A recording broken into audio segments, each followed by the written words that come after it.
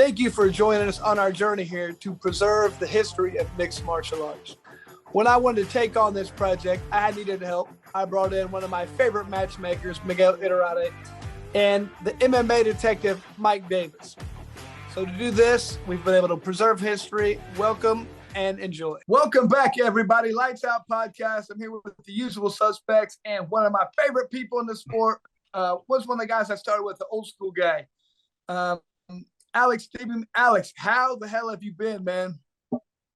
Doing good, man. My life is really good right now. So, I've been amazing over the last little bit.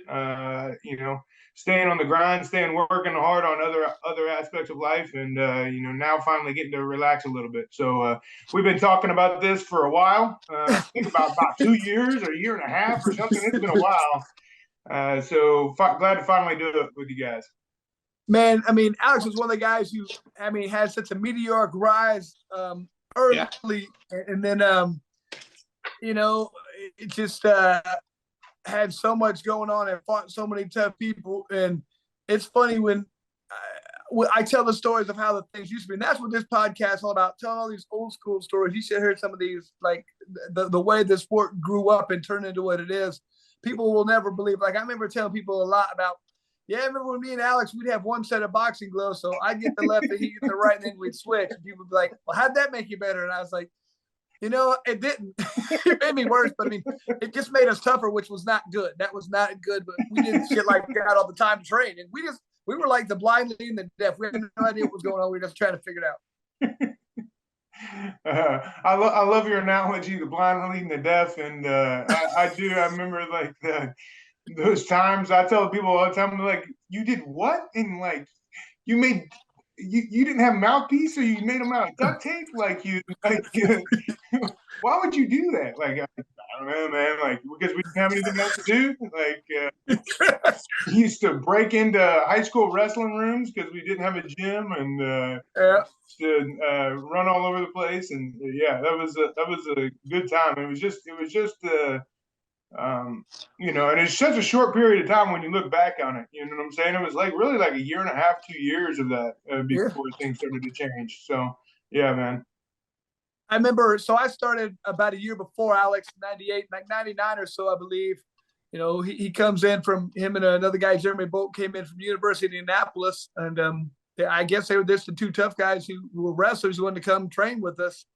And that's kind of how it started, man. And then, really quickly, a couple other guys came, and these were the only two guys who stayed and kept training with us. And you could just tell real quick. Alex had enough of that, just the ruffian, and that he was going to be a good fighter if he kept going. Because, to be guys like us, you have to be kind of smart, but not really smart, like stupid enough to say, this is a good idea. When there wasn't any money, or it was just stupid, but it was fun. So he kept around and, became my number one training partner the whole time. So, Mike, go ahead and start off, and let's get going, because he has some amazing shit going on.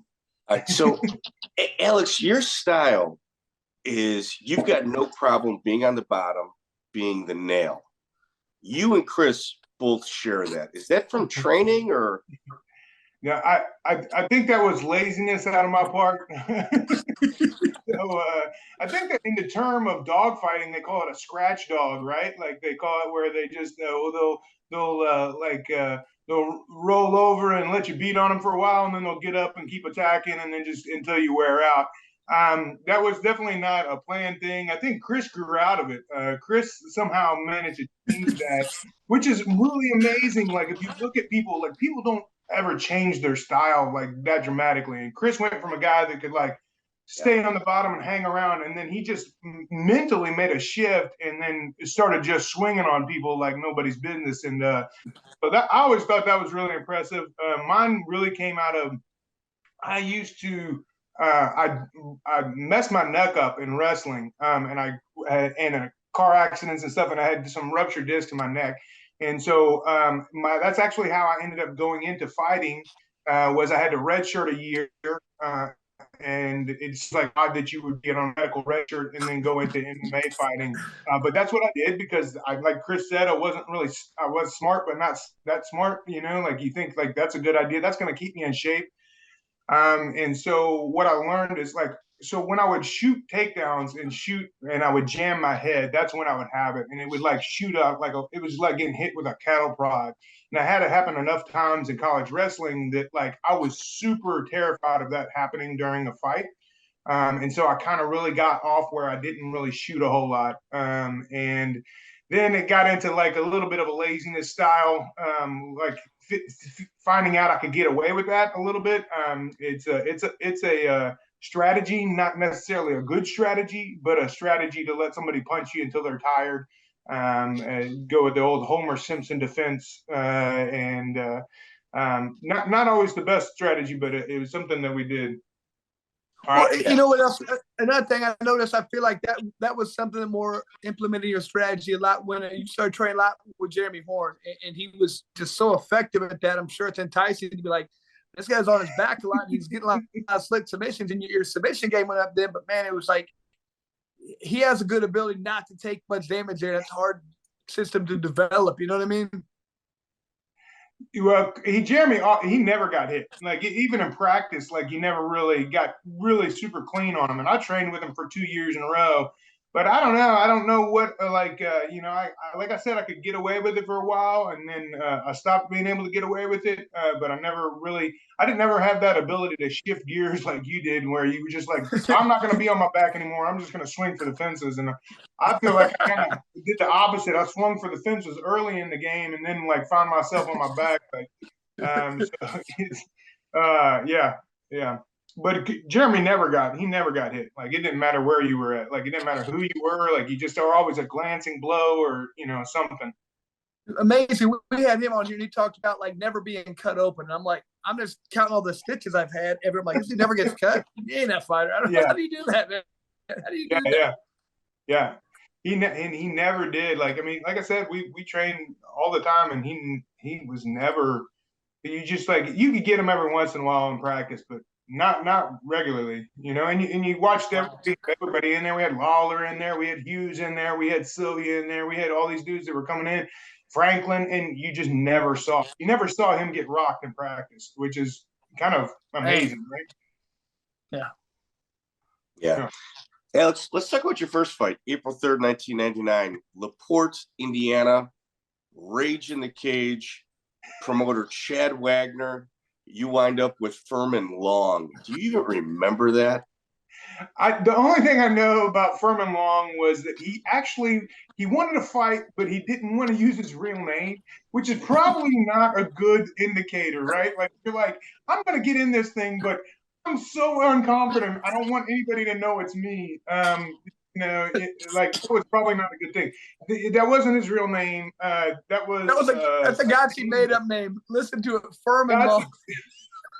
If you look on that card, there's a guy named Alex Short, and Alex Short is actually Jeremy Bolt. And the reason why he was called Alex Short is because Gotchi couldn't remember his name, but he knew he was my friend, and he knew he was short, so he called him Alex Short on the card. That's. But I'm not even gonna lie, I don't even really remember that fight hardly at all.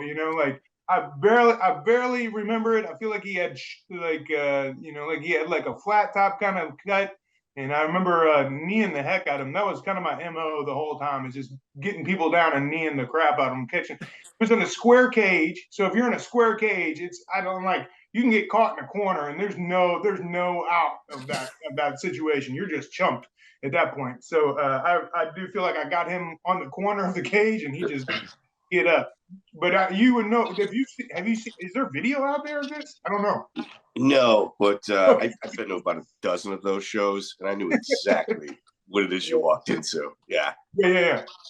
That was like, I had buddies drive 6 hours to come see that show, man. It was just because it was just like, Alex is doing what? He's and it very much was. Those early fights were like it looked like some kind of roadhouse, Yeah.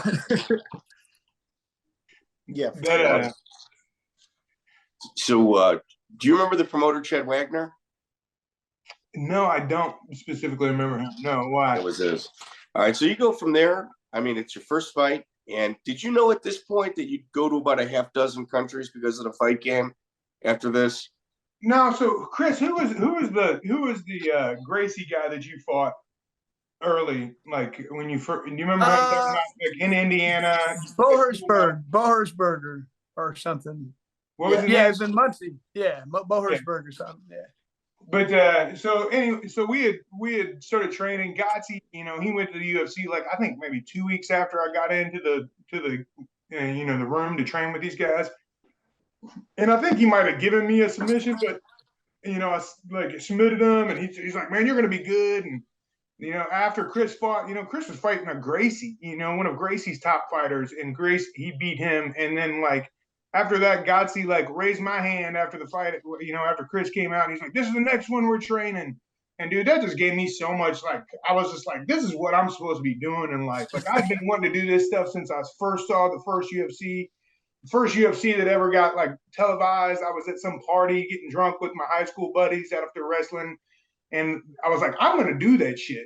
And some dude was, one of the guys that I knew in high school. He's like, man, whatever, Alex. These guys are really tough. You're not really, I was like, all right, man. And then, after doing that, like, no, I didn't know at that time, but man, he's just like, I'm going to do something. I'm going to keep doing this. It was so much fun at that time. Yeah, I think the ruleless era of NHB was probably the best era. I'm sure you'll agree with that. I even have adopted the name full on MMA, but like at that time it was NHB. That was the name for it. Nobody called it MMA. Yeah. And so we hated it. We hated like the transition. MMA, it's NHB, man.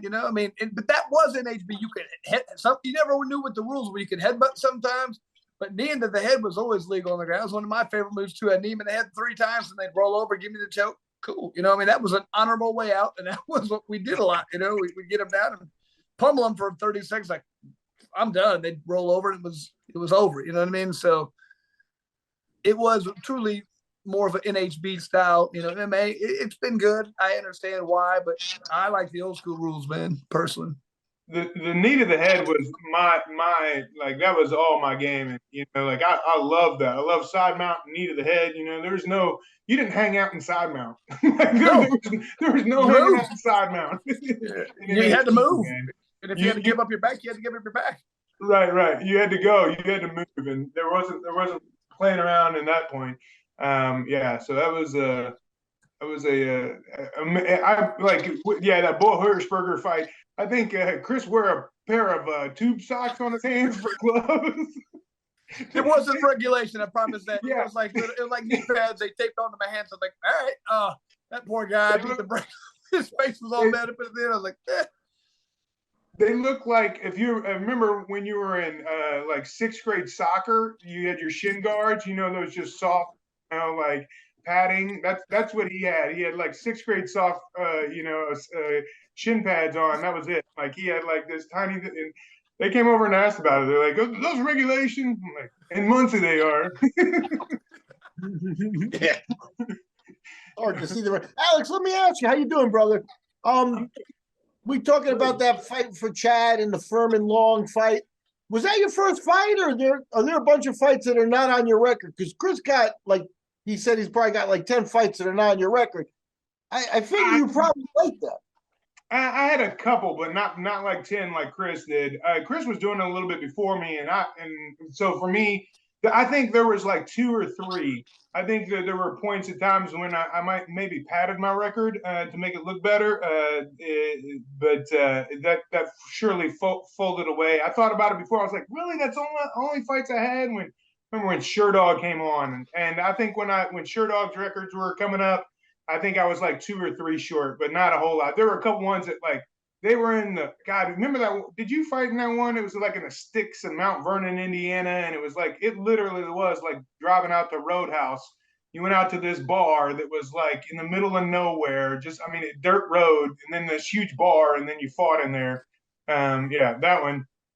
I wasn't supposed to fight that night, but I remember I showed up there and I was cornering people, and somebody like Scott Hensey didn't have an opponent, so I was like, all right, and I fought him. I had to borrow a cup. I didn't have any, so I remember that's how it was. You didn't have no sign up. I was like, oh, okay, I'll go fight, and I just put on stuff and went and fought him. I remember that. That it was at that place, that Broom Stage or whatever place in North Vernon, Indiana. I think that's the name of it was, man. How do you have such a good memory? You didn't. Your memory held up in mine. No, just for a few things. I can't remember anybody's name or what I had for dinner, but I can last night. But I know certain things. So in the regional circuit here in the Midwest, there's a couple standout names. Jeremy Morrison is definitely one of them. Jeremy's kind of like fought everyone and anyone. That's your second fight. Yeah. So, and honestly, I took him down and I controlled most of the fight, but he did split me open. The tape disappeared. And I think his dad was the only one that ever had a copy of the tape, and he got stolen out of some car or something. I'm not quite sure but I think that one was probably it could have been a loss. But I think Gotzi was one of the judges and referees at the time. I'm not quite sure, and he was like, I controlled the fight. I controlled the entire fight, but he landed more shots, and he got me on some knees on the takedowns. One of the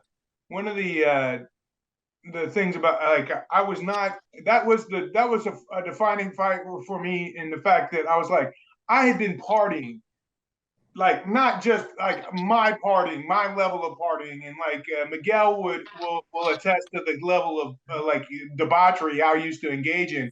But I was doing that the night before in Louisville, Kentucky. Got in the car and drove 6 hours and showed up 20 minutes before the fight, and then did it. And then I was like, I don't think I can do that. I don't think I can go smoke a pack and a half of cigarettes the night before and engage and stay up until 7:30 in the morning doing whatever bad stuff I was doing, and then go fight. I probably should change the regimen up a little bit. Yeah, you can't stay pro long going that route, No. Yeah. So it was ruled a draw. Yes, it was ruled a draw. It was ruled a draw, but yeah. Like I said, I think part of that was Gotzi's doing. Jeremy's got a beat up record, but he's legitimately he's actually a pretty talented guy. He's no joke. Well, I mean, and he was a guy that like I said, you was doing that stuff early on. You know what I'm saying? And I don't know what level of training he had or who he had to really train with. I know that he landed I was a college wrestler, and he was landing knees to me every time I made a shot. It was like I said, I was not in the best condition I should have been, but I don't think that dude wasn't going running wind sprints, to train for his fights either. I'm pretty sure Jeremy was just a dude out there training, and then he was probably working 8 hours a day, and then would bang it out with somebody for a couple times a week, and then go fight. So yeah. So Miguel, at this point, he gets on the hook and shoot radar. You bring him over to fight Roberto Ramirez, Chicago Fight Team owner. Yeah, that's when I first met him. And by then, we'd been working with Chris. I knew Jason Gotzi pretty well, and I knew Phyllis. And she kind of, guided her guys here. And I think that they all, out of respect to them and thanking them, I think they all viewed our show as kind of like a better show than those Roadhouse shows. So, they always came good performances. So we had a really good working relationship. Stiebling, I always mispronounce your name, right? That's all right. But he was the first 185 pounder I had that I thought I could work with. I couldn't put he broke a dude's leg in one of our fights. And I was like, all right, I can't put him in with just everybody that comes along anymore, But he was a guy, he'd walk in and he'd fight, and if the opponent would change, it didn't matter. You could just tell the attitude, the mindset was there. And he had a little bit of that Louisville, Kentucky with it, but it worked for him when he was a young man too, because it made him brash. It made him, that confidence is something that shows and stuff. And it for him, it translated to the bigger stage too. So I think you can see some of that stuff there. So I thought he was a guy that came out of nowhere to be really good. Right, he was immediately on our the next guy like him that showed up on our radar was Rich Franklin. So, oh wow. By the way, on a different note, but I remember being a hook and shoot, getting ready for a fight, and I'm prepping it like that. I'm getting ready to walk out. Now it's like, here, take a drink of this, and I did. He had vodka in it. I was like, what the fuck? He started laughing. Like just messing with me because he was hanging out partying. I didn't like it at the time, but it was funny after the fight because I submitted the guy pretty quick. But I was like, damn, dude, don't be doing that shit. So, Alex, at this point, you're not really taking it that serious, other than just showing up and getting into fist fights.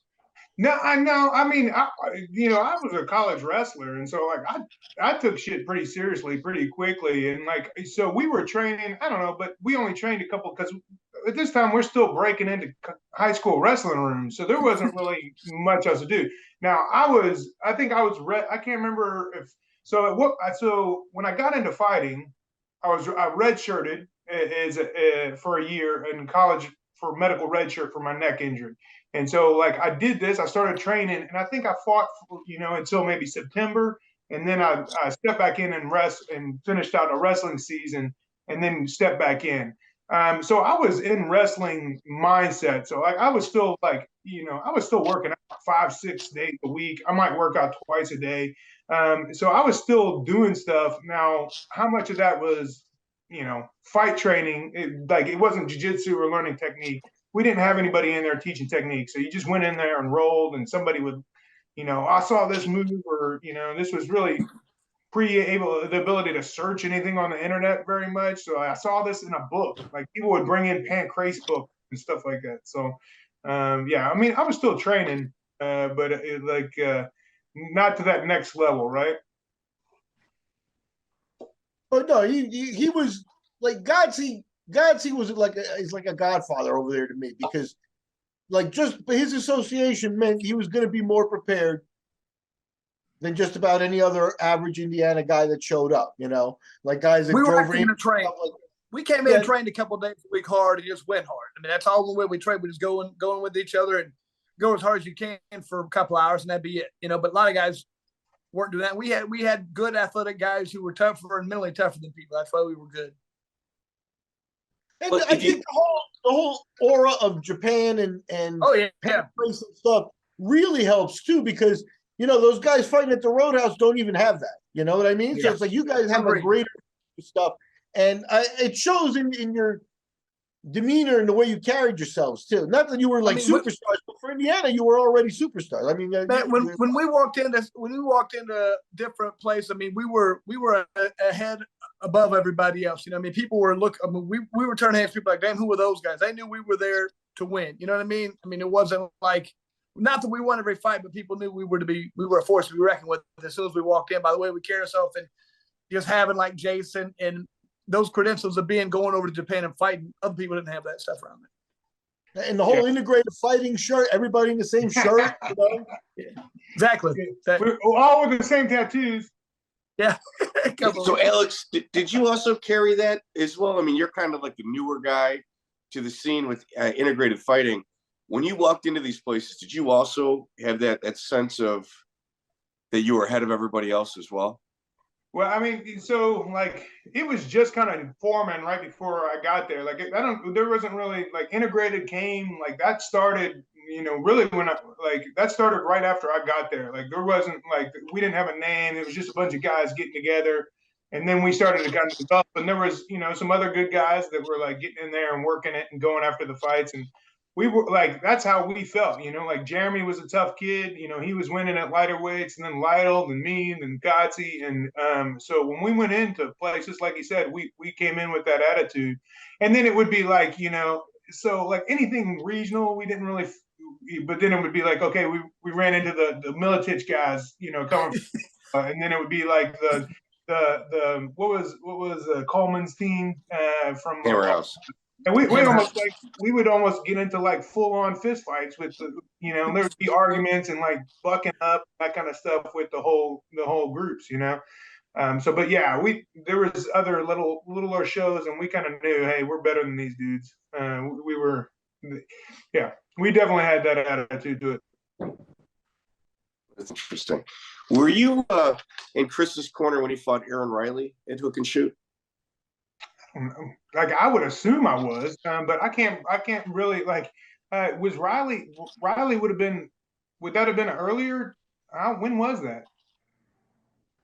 Well, I mean, to kind of help bring to memory, Chris's corner and his family fought Aaron Riley's family. We're just trying to figure out like who may have won. It was in Hook and Shoot. It was in Hook and Shoot in Evansville. Like I beat him out, and it was like dead silent there besides my 5 fans. But when was that? Was that prior? That was prior to me, then, wasn't it? No. That was after you for sure. You might already moved away by then. Actually, I don't know. Really? Because I feel like Riley had already moved away at that point by the time I moved. You know what I'm saying? Riley was already in Riley had already fought. Was that before Miguel? Was that before? Did Chris fight him before or after Eves? Well, I'm checking it right now. I think Riley was with Matt Hume at this time. Yeah, he was. He was with Matt Hume for sure. Okay, all right. So then that would have been after me. That would have probably been like he would have already lost to Eves then. Because that was I remember being there for Riley fighting Eves and getting beat by Eves, and that was and I think he was already maybe with Hume at that time, but that was like a big show. I can't remember. It was you'd have to. What year was it? 2001, I bet. Yeah. No, all right, I got it in front of me. Eve Edwards. He fought Aaron twice. He fought both of them. He beat Aaron twice. And then after that, Aaron made a comeback and got Lytle in 2003, March of 2003. Yeah, I would have been in Utah at that time, and I think I fought. If you could check the date on that, but March 2003, I'm betting that I would have been getting. Did you come out for Shoji? Did you come out for my Shoji fight? Yep. Okay. I think that would have been around the same time as my Shoji fight. So I probably didn't come out for that. Yeah, makes sense. Yeah. And I was in a little bit of trouble with the law. I don't think I was allowed to leave Utah at that time. We'll get to that. I had to get special permission to go to Japan from the court of Utah. Just to fill you in, Alex, you're totally on top of stuff. You're actually sharper than you give yourself credit for. March of 2003, Chris fought Aaron, and you fought Akira Shoji in Pride. So I know Mike's going to take us there, but you know what? With Shoji, and I mean we're going to not skip too far ahead, but this one with Shoji, you lost a split decision. I thought it was kind of questionable, but you actually hurt one of your training partners, and you brought Amir Ranvardi into your camp. Amir had been. I'd known Amir through Boss, and we had trained together down there. And I can't remember exactly who was who. I didn't hurt my. If you're talking about my training partner Griffin, I didn't hurt him. He was hurt. He's like had one of the most catastrophic knee injuries you've ever seen in MMA. And if somebody can pull that up, it is the worst. Like I mean, his big toe is right by his mouth, and it was just a non-injury thing, non-contact. But anyway, he got hurt. I didn't really have a whole lot of people at the time. Like I said, I was obligated to stay in Utah for various reasons, and so I brought Amir in. And we trained with him so that I had somebody to go with on a higher level, because that was pre-Horn coming out to Utah. I didn't have anybody like full time out there, and so Amir came out and worked with me for a little bit. And Akira Shoji trained with Matt Hume. That guy's a wizard, man. So I had actually trained with Akira, because I used to make like rounds out there. Like I would just jump in the car. I'd be bored and restless, like 23-year-old, 24 years old, so 25. I would just jump in the car and drive 12 hours to Seattle, LA, wherever, and just set up and hack and work with guys. And I went out there and trained with them a couple times. And so Hume was good. That was when Barnett was out there. Maurice Smith was out there. He was training with him. Ivan Salveri, how do you pronounce his name, Miguel? Salveri. He was out there. Riley was out there, so I probably trained with Riley. There was a lot of times where I'd be like training with somebody, like, and then they get their call and they're like, "I'm fighting Chris." I'm like, I gotta Get away from me, man. And like 3 or 4 times, it would be people that I would have to like stop training with, or like, yeah. You should have heard him, man. You should have heard him and called me. Be like, I got. And you don't go get for paid, the left man. leg. The left knee's not good. Now let me test my memory. You mentioned while you were in Utah before Horn, your training partner's name is Griffin. Is that Griffin Reynal? Yeah. Good guy. Yeah, he's a good guy. Great. He trained with Horn. Horn loves him as a training partner as well. Later on in the future, he's a solid guy. Doesn't get a lot of credit. He just never really was able to like hit it when in the game, but like in the room, he was just super tough. Like Hughes and all those dudes, like he was super strong. He was like a black belt in jiu-jitsu. He was just a tough dude. And nobody, it didn't matter if it was Lawler or Sylvia or anybody, like he could get anybody in the room. And, everybody was like, man, nobody wanted to go with Griff when he was fresh. Like when you picked out your rounds, people were trying to avoid him. And I'm talking about top level dudes, and he was, he is a tough dude. Yeah. It's amazing. How many guys can you think of like that were just, tough as could be in the room, but just couldn't translate that over to a fight? I know a lot of people that happens in wrestling. It happens in fighting, just in that, the toughest guy in the room, but just can't translate over to prime time. You know what I mean?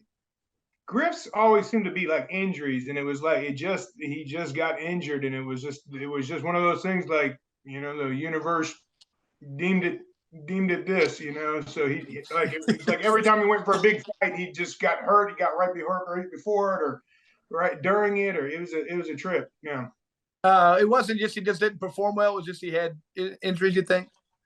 Yeah. I was only there for like one of his fights, but I know that he pretty much got injured most of his fights, and then that one, it was like it was catastrophic. So yeah, it was, and then that was it. Like he was permanently had permanent injuries. He had dropped foot for the rest of his career, so he could never fight again after that. So you went on a bit of a tear. You get Roberto Ramirez by ankle lock. Augusto Perroquet, you get a decision.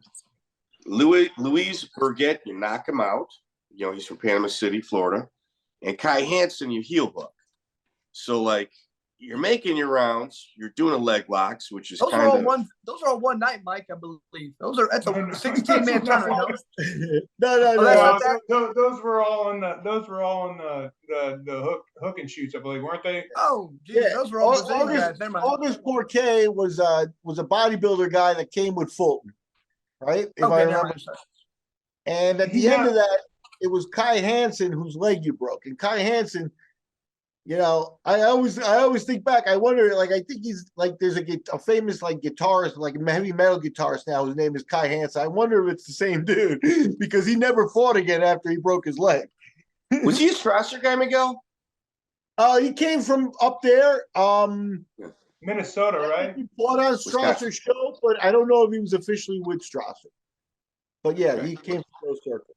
So, and Hansen was a step up in opponent for Alex, because like Porquet was one of Fulton's guys that, one of the guys he packed in the van to, fill up the fights, although he looked the part. Roberto Ramirez, was a young fighter early in his career, and he's a guy that is probably a better instructor too than a performer in the ring. I think that's fair to say. He's had 2 decades of success as an instructor, but Kai Hansen was a step up, and it didn't last long. And my hat's off to Kai Hansen because he took a broken leg, like one of the bones in the lower part of the leg. It wasn't like it was serious. I thought it tore his knee out, but that was probably the most brutal thing. It was like one of the things that like when they talk about like old school hook and shoot.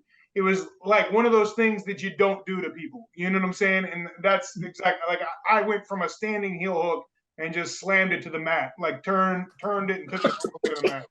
And like, I just didn't know, you know what I'm saying? Like, but like, I don't know that I would have, I don't know. At that time, I just didn't have anything else but just to attack. Like, I think I did it off of a move that, like the Japanese dudes we had, like, who fought Tito? Like the Japanese dudes had come in town, the Pancrase guys had come in and trained with us, and they showed me something. Yuki Kondo. Yuki Kondo, and then who was the older Takahashi? Dude? Takahashi, and then Daisuke were there, and they taught me some move, and I went out in there and did it, in retrospect, that was not a nice thing. You know what I'm saying? Like you just like, oh, I was 23, but you're like, yeah, you don't do that to people, but I did it. Yeah. By the way, we used to call Alex the crippler in the training room because if you went with him, sometimes you were gonna get hurt. You'd be like, man, he like elbows and knees. Bam, oh shit, I'm cut. You know, stuff like that. Did Yuki Kondo come to Indianapolis training with you guys? Yeah. He had Ian Freeman there at the time. He was fighting the UFC, and then Yuki Kondo and some of the Japanese. They were fighting in UFC, and so Phyllis Lee would send them over to train with us and Jason, and we had a lot of good people train out of Indianapolis sometimes. Yeah. So Yuki Kondo is somewhere in Japan right now, and he's saying, I know a good little restaurant in Indianapolis. Is that he's been? Probably not, but all right. All right, so you get to call your 5011. You get to call to the UFC. How does that take place?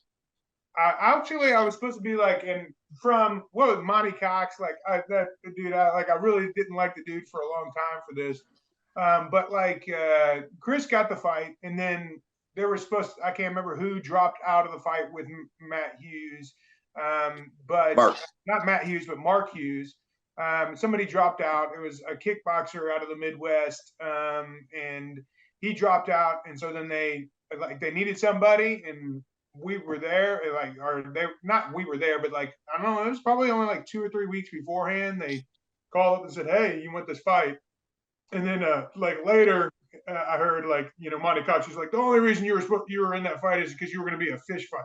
No, I think Mark was actually the fill-in for the other guy, and I was supposed to the statement was that I was going to be a fish fight, that I was going to get bloody or something from this kickboxer guy. But that guy dropped out. I ended up finding Mark, and it's kind of like a pretty slow fight, but it was pretty amazing because only been in the sport for a year and a half at the time. Part of that time I had stepped out for wrestling. I came back in, and it was you're walking out to the UFC, and it was Chris had fought the fight before me. And so, I was back in the locker room by myself. They brought Chuck Lytle to come in. Hey, Gotzi grabs Chuck Lytle and says, "Hey, keep him company, keep him loose while And it's just sitting there chilling with Chuck before the fight and walking out to the fight, man. I remember being all smiling, just be like, "How did this happen? How did this happen?" It was the first one that was sanctioned by a governing body, by a boxing commission. It was in the Trump Taj Mahal, and it was out in Atlantic City. So, the fight was what it was. It wasn't a lot to it. He took me down. We kind of, patted on each other a little bit. I tried a couple submissions that didn't fly, and that was about all there was to that fight. But it was a huge confidence booster to, be in there and just be going. Where did you and Monty butt heads? What was the reasoning behind it? Oh, just because he told me I was going to be a fish fight, that I was just there to get bloodied, and Monty was always just with people in the background, and I knew him after, when I was training with Horn, he'd still be over there just throwing those side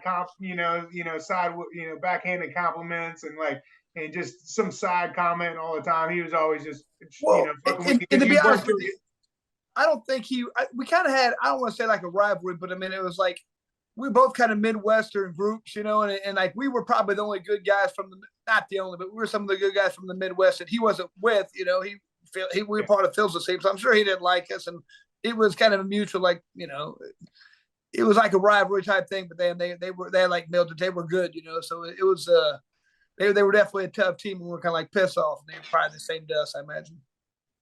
Alex, were you signed by Phyllis? Were you a Phyllis Lee official? Yeah. I was signed with Phyllis. I was another one of those things. Just I got a manager. You don't know anything. You're I just signed with it. Whatever. I got a manager. But that's what Monty that's what rubbed Monty the wrong way, is because, and I, Monty's a shark. He's a businessman. Even back then, he sees talent that's not well managed. He will steal it. He will take it from you. And you guys had that loyalty that he couldn't break. It bothered him. that loyalty is something, Phyllis is a big part of it. Jason had it. You know what I mean? It's like, I understand because I knew her. Why you guys just didn't leave her or be like, bitch, you stole my fucking plane tickets, But none of that ever happened, But because of that loyalty, that quality. So that's what rubbed Monty the wrong way.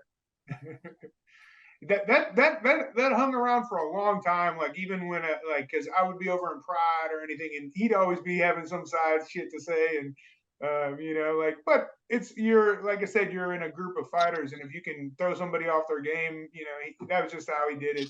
And then like once I got to know him a little bit, and it was less confrontational because I was with Horn, then I understood it a little bit more. But when I was a young kid and that shit pissed me off. Like Hughes, man, me and Hughes hated each other for a while. It was the same stuff, Wow, that's excellent. So you fight Mark Hughes, you lose a decision, and you immediately rebound over to Pancrase. So you kind of fall forward where you fought Sanae Kikuta. Oof. Yeah. Tough. That dude's tough, man.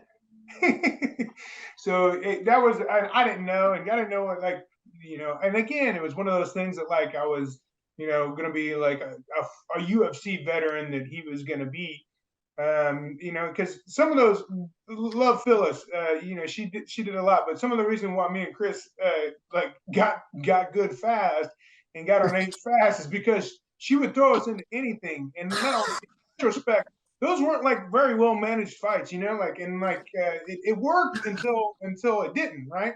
But that was one of those things that I was supposedly supposed to be a fish fight or a bloody fight over in the UFC, and that didn't work out. And then I get thrown over to Pancrase and go against their best guy, and he was definitely a better grappler than me. And if the fight had continued, I don't really, at that point in my career, I don't think I could have.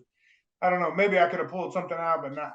He was just a better grappler than I was, way more polished, and he headbutted me coming in to try a takedown, and split his own head open, and I was dazed as could be. I didn't even know which corner I was in at that point. The headbutt was so hard. He came in full force. He went in to do some kind of trip. I can't remember exactly what he did. When he came in, his whole head came in, bam. And whether it was intentional or what, but he split his own head open. We scrambled around for a little bit. They stopped the fight. I couldn't figure out which corner was mine. Then they restarted the fight. I landed some jabs right back into the cut, opened it back up, and then they were like, okay, now it's a no contest. Like, well, shouldn't it have been a no contest a minute ago when he headbutted me? But when he still had a shot to win, they were okay. But then it was like a no contest, like automatic first round no contest. I'm like, whatever. It was a Pancrase decision. Yeah, and when you say their best guy, your Kikuta 2 months later will go to Abu Dhabi and actually win the tournament. And against Saulo Ribeiro, who had won it 2 years prior, was a 2-time champion. So he was the first and only Japanese guy who's ever won an Abu Dhabi tournament. Wow. Really? And that was months after. So you were right there at his highest moment. Yeah. He was legit. They had that they had that like Grabica team or whatever they were. I can't remember. They had their own little team within Pancrase. They were all tough as nails, man. Like it was at Genki Sudo was part of that. They had their own little subgroup in there. They were freaking legit. They were tough to deal with. Like heroes there. So you're still in college at this point. What is your wrestling coach saying? So I don't know that they really knew that much about it. They never brought it up. You mean to tell me the people on your team never said anything? They never ratted you out? My buddies knew about it, but dude, you got to understand. You could go back, and I don't know if the dude's still alive or not. But my coach, my wrestling coach, never wrestled. My college wrestling coach never wrestled. That's how tripped out like the situation was at my college. So my college, it was at University of Indianapolis. He had been there since basically the college opened up. I don't know. He had been there forever. He had at one point been the women's tennis coach. And then he was our wrestling. He ended up as the wrestling coach, and had been there for 20 plus years. And was more of just kind of like a manager or facilitator. And he would get some guys in there to coach some stuff, some old school, but like it wasn't very, very strong of a program at that time. It's much better now. But we had some like really serious, good wrestling guys come in, and he wouldn't even let them be our coach, because he was, I guess, threatened by it. But so I don't remember him ever making mention about my fighting. If it was just like, oh, Alex is fighting. I don't think that I was kind of towards, I was a senior. I was not like really, I was a 500 wrestler. I'd win as much as I lost. I was okay. I wasn't, like this wasn't producing, so it wasn't, I was a starter because I was a heavier weight, but they didn't really have much to say to me about it. Okay. You beat Dennis Reed by armbar in RSF, and then you get to call to Brazil. So Phyllis swings you over to Brazil with the IVC tournament. No. That's not Brazil, Michael. That's Venezuela. It's Venezuela. USA versus Brazil in Venezuela. I know this may be the weirdest tournament of all time. This may be the absolute weirdest thing of all time. Just, tough guys, some journeymen from the States, and, Alex had a tougher. Mike, you take us through it. But, yeah, Venezuela, it is Wanderlei's IVC that's doing the show. He had lost his sponsorships in Brazil and, managed to pull off a show in Venezuela, towards the end of the IVC's run there. And this is what we get. We have the champion with us, Michael. Yeah. So, Sergio Wanderlei, what's your relationship with the promoter? I mean, nothing. So from, as far as like afterwards, I love the guy, right? But I didn't have any kind of a relationship to him or anything to it. So the backstory of it is I wasn't originally on this. This is like a lot of my fights, especially working with Phyllis, I was like a last minute guy, like just throw me in. And like I said, that when you're early and you don't have a name, that's fine because nobody cares. They'll throw you in there and you'll go into it. And like before this fight, like after the UFC, after Kikuta and Pancrase, I had like a 6-month period where like I couldn't get a fight to save my life. Like Miguel would set me up with something. I'd come in the ring. I would be warming up. We're ready to go on the stage next. And the guy would walk out the door. Like it was like nobody that there was that dude. Who was that dude out of Rock something out of Massachusetts? I can't remember. Oh, Keith Raquel? Huh? Keith Raquel? Keith Raquel. I wanted to fight him. I wanted to fight everybody, but nobody would do it because I didn't have enough name to make anything out of it if they won. And I was dangerous enough that if I lost, they lost. It was just a bad rap on. So that nobody else would go. Like I was taking Muay Thai fights. I was taking boxing exhibitions. I was taking like whatever was there because nobody would get in the ring at that time. Like it was crazy. I think I had like 2 or 3 fights with Miguel. Miguel, I remember like the last one was the guy that walked out. He walked out I'm sweating. I'm ready. We're ready to walk out the door. And Miguel walks up. He's like, that dude just left. It's like, what? You got to be kidding me. I think Horn was there reffing it, and he came up to me like, I'm like, where's the guy? He's like, I have the gloves. He hadn't even been able to get it. So yeah, it was one of those absolute, Indiana shit shows. But the thing about the Ivy, so let me get this straight. So Sergio did a lot of IVCs in Brazil, where he had used a lot of Phyllis's people. And he had a relationship with Phil. So he probably called Phyllis and said, I got to get somebody in Venezuela. Now, let me tell you, filling a card in Venezuela, this man, deserves hats off because even back then it was still crazy. It was crazy. And, he's doing it from Brazil, filling it there. And he had a little guy named Mauricio that was helping him with it. But this was also a two-man show. It was him and Mauricio doing a show in Karate. Man, I can't even imagine anything more crazy, you know? How'd it go? So it was Phyllis? So, but Phyllis had filled it. She had filled it with the whole American card was big heavyweight guys. And I can't remember all the names of them, but they all were very similar in the fact that they were built big muscle heads, and they filled this whole card. All the 8 slots of Americans were filled with these spots. And this was 9/11 happened, and 9/11 happened, and a bunch of people dropped out. One of the guys, there were multiple people from my gym that were going that were not very talented, but just big musclehead dudes, and they dropped out, and so they didn't have anybody else, so they put me into it. So yeah, I think Ron Waterman was another one of Phyllis's people that may have been originally scheduled to be on here that didn't make it. And this is exactly 2 months after 9/11. Yeah, this was it was November 11th. I think it was or November 1st. It was the first week of November. It was 2 months after, and so it was the same weekend that like the other plane went down in Brooklyn, these kind of things. So there was a lot of backdrop to the story. Yeah. So your first opponent was Luiz Claudio das Dores. He's a Luta Libre guy. So he was tough. I mean, and like I was always a notoriously slow fighter.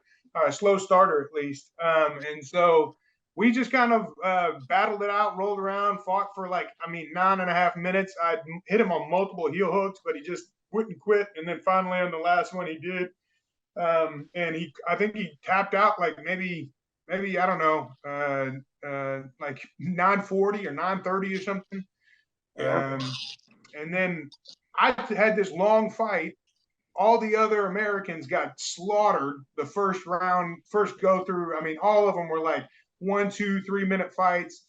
All the Brazilians rolled through it. So they're fresh and I'm tired. That was going into the round 2. And it's your first tournament. So there's a little bit of an acclimation, the adrenaline dump, getting up again in the same night.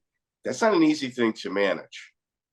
I was young enough that you don't know the difference, you know what I'm saying? And I was still really fresh coming out of college wrestling. So to go multiple times wasn't like a real odd thing for me, you know what I'm saying? So like if I had come from a different background, but, to go, 4 or 5 times in a wrestling tournament, 6 times, 7 times in a wrestling tournament, that's kind of normal, you know what I'm saying? So it wasn't that odd for me to go through it, but it was still, it's higher stakes when people are getting their head stomped in, right? Well, your next opponent, Nova. Go ahead, Mikko. I just wanted to ask a little bit. So before we continue into fights, talk about getting to Venezuela and like what was like the hotel, like whether it was cool or whether it was not. Because if I'm not mistaken, Chavez had recently taken power there. So that part of it was we were in this amazing 5-star complex, but I didn't really know anything about the geopolitical situation, and I think it was like in this transitional spot. So I thought Chavez had been in power and then was coming back in power. I can't remember exactly how it was, but he was. But there were dudes standing there's things that you just were like I didn't know if it was just being in a third, not a third world country, but a less developed country. But there were just dudes in army fatigues holding, AR-15s everywhere you drove. There were guys with, army dudes with driving around on dirt bikes with, machine guns on their back. That was I do remember we were in this huge 5-star compound. It was gorgeous. We walked around a little bit during the day, but we were going to try and go walk to a place. And they were like, oh, it's like 10 minutes by walk over here. And we're like, okay, well, we'll just walk. And they're like, no, you can't walk. And we're like, what are you talking about? I'm with, it's like 8 to 10, 300-pound guys that are MMA fighters. They're like, no, you can't walk. Like, it's too dangerous. That's how dangerous it was, So yeah, that was part of it too. Well, the Luta Libre guys, were they? They're always kind of known for being a little bit rough. Was there any issues at weigh-ins? Any trash talking, and obviously in language that you probably didn't understand? They did not do Sergio put on this show, but it's so strange. He put the Brazilians that the Venezuelans hate anyway, and then versus Americans in this thing, and then like the sport wasn't developed in Venezuela, you know, it wasn't. So they didn't have a lot of people there. So one of the things they did is they took this dude, Tony Ross was one of our guys, and he was brought down to fight. He was a last minute replacement, but it turned out he couldn't fight because of some medical stuff. But they knew he wasn't going to be able to fight. But they were like, hey, you know, we want you to like sell the fight. They're going to video this, you know, just kind of like see if you can sell the fight a little bit. So, you know, do a little bit of trash talking, you know, whatever. So I can't remember the guy. The guy was super tough. He ended up fighting on some major shows. His wife was a professional fighter. She was on the UFC multiple times. You know what I'm talking about, Miguel? Yeah. Cyborg is his nickname. Cyborg. So they didn't put him onto it. He was going to get some trash talk, and this was the upsell on the deal, right? Like so. Evangelista Santos. Yeah, Evangelista. Well, he wasn't Cyborg, but yeah, that was the other dude that was there with me. Okay. But so Cyborg, I didn't fight him, but anyways, Cyborg goes up to shake. You know, he's supposed to be facing off against Tony Ross, and Tony doesn't shake his hand, pulls his hand away at the pre-fight stuff, and it was a big, you know, but Cyborg got pissed off. He was mad, and you could tell like all the Brazilians were like offended by this stuff, but nobody told him that it was just a gag. Tony wasn't even going to fight, but like they didn't know that part of it. I do remember that part of it. I didn't really have a lot of animosity. I ended up doing a radio interview with the guy that I fought in the finals. You know, for me, it was just, I was super ecstatic just to be there. This was before I did the Brazilian killer stuff and trash talk. I just was kind of like just super excited to be there. So I kind of got along with most people. Cyborg, you could tell though, he was not there to play. This was his ticket out, and he was hungry. Well, I mean, the Brazilian killer was born in this tournament. Right. With that nickname. Your next fight was against Nova União student Leandro Liborio. So that fight was like, I think maybe my only knockout of my career. I can't remember how, you know, but he came out, and I think he was kind of one of those guys that might have been a last minute replacement for the Brazilian side of it. And I'm not quite sure. I think he was, but he came out and he thought that I was like, and he came out and I had some Muay Thai shorts on. So these guys all thought I was a Muay Thai fighter.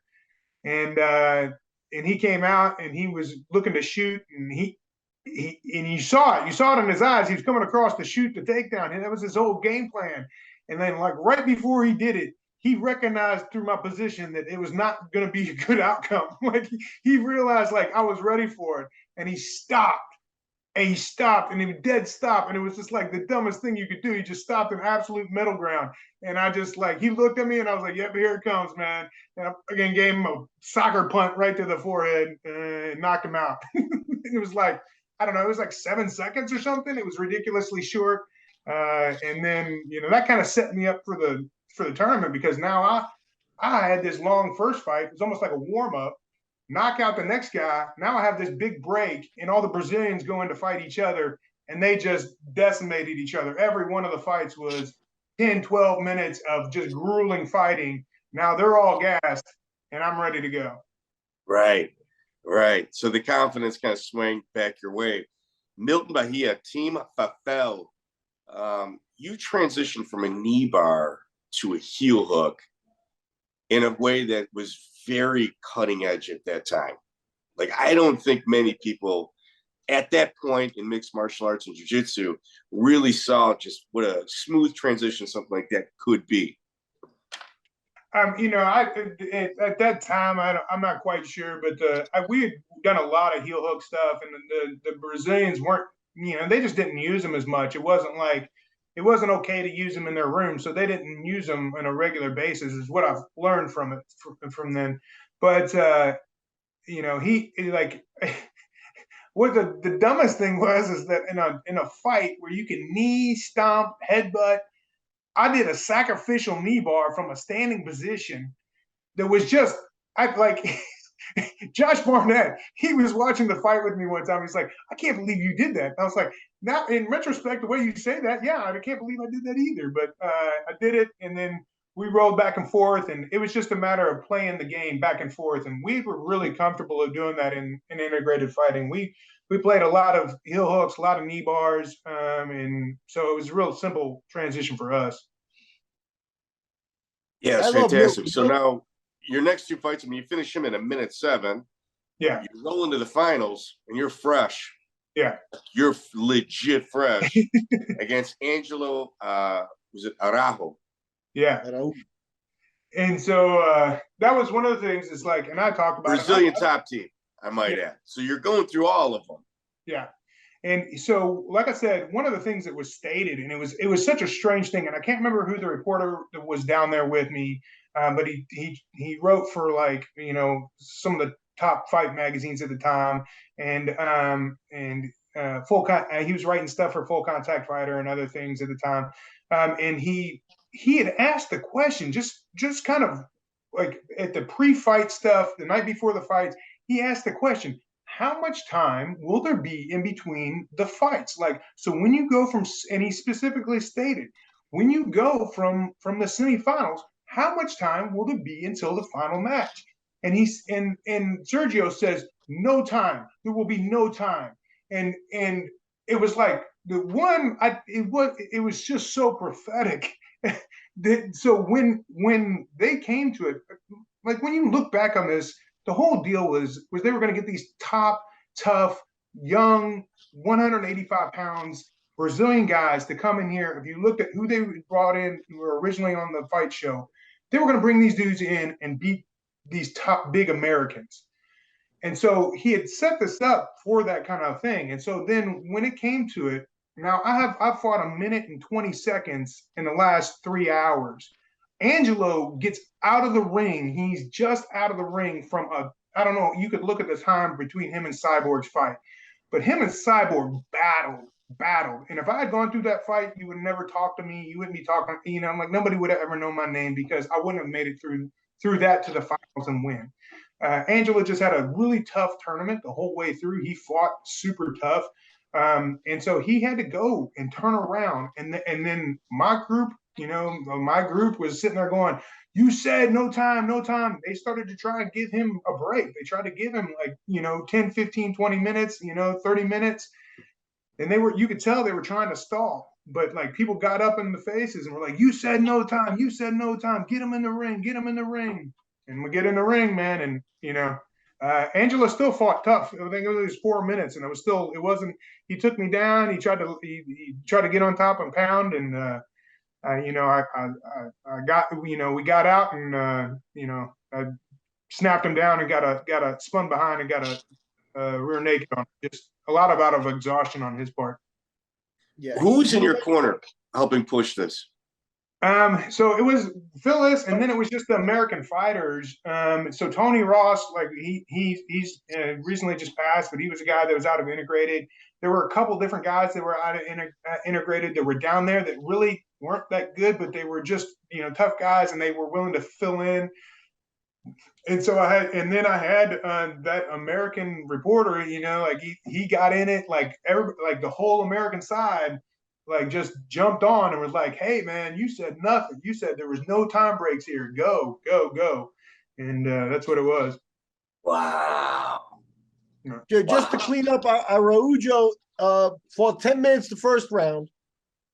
The second round, he got by John Rankin, one of the Americans, in a minute. So he did get a quick one. And then his fight with Cyborg went about 8 minutes. Yeah. At which point you were sitting nice and fresh. So yeah. So can you see who did Angelo fight the first round though? The first round, I think he might have fought a Brazilian the first round, did he not? Yeah. They ran out of Americans. This guy's a Brazilian named Carlos Clayton, who's about 240. Mangueira. Yeah. I matched Clayton against Jeff Munson. So that you get the idea of the type of body he was. He's huge. Yeah.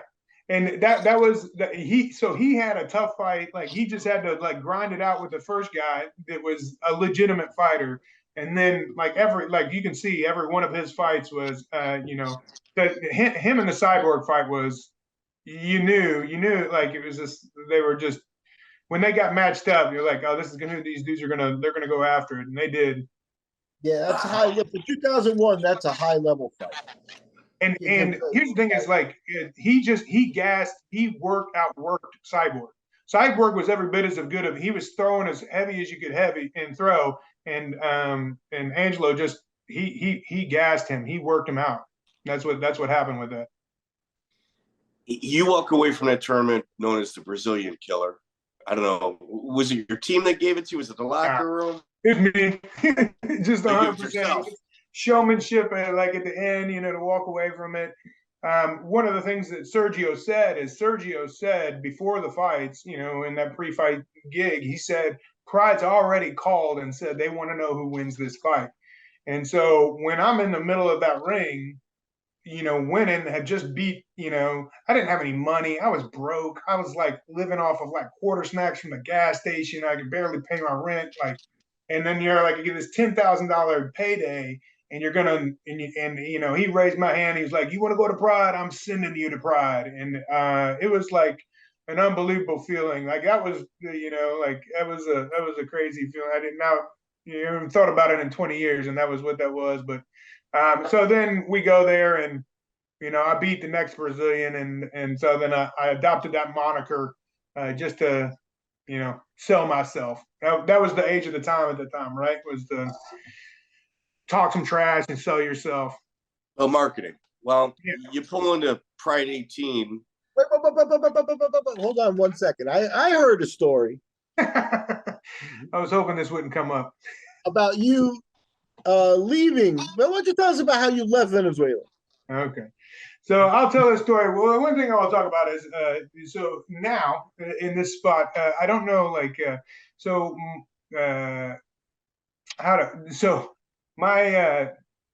it's 20 years. Nobody's going to jail. Just tell it. Nobody's going to jail. But the thing is that my job now is the fact that substance abuse. I will still tell the story, but what I'm prefacing this is that I'm in AA. I'm not here to glorify my use at the time, but my use at the time was what it was.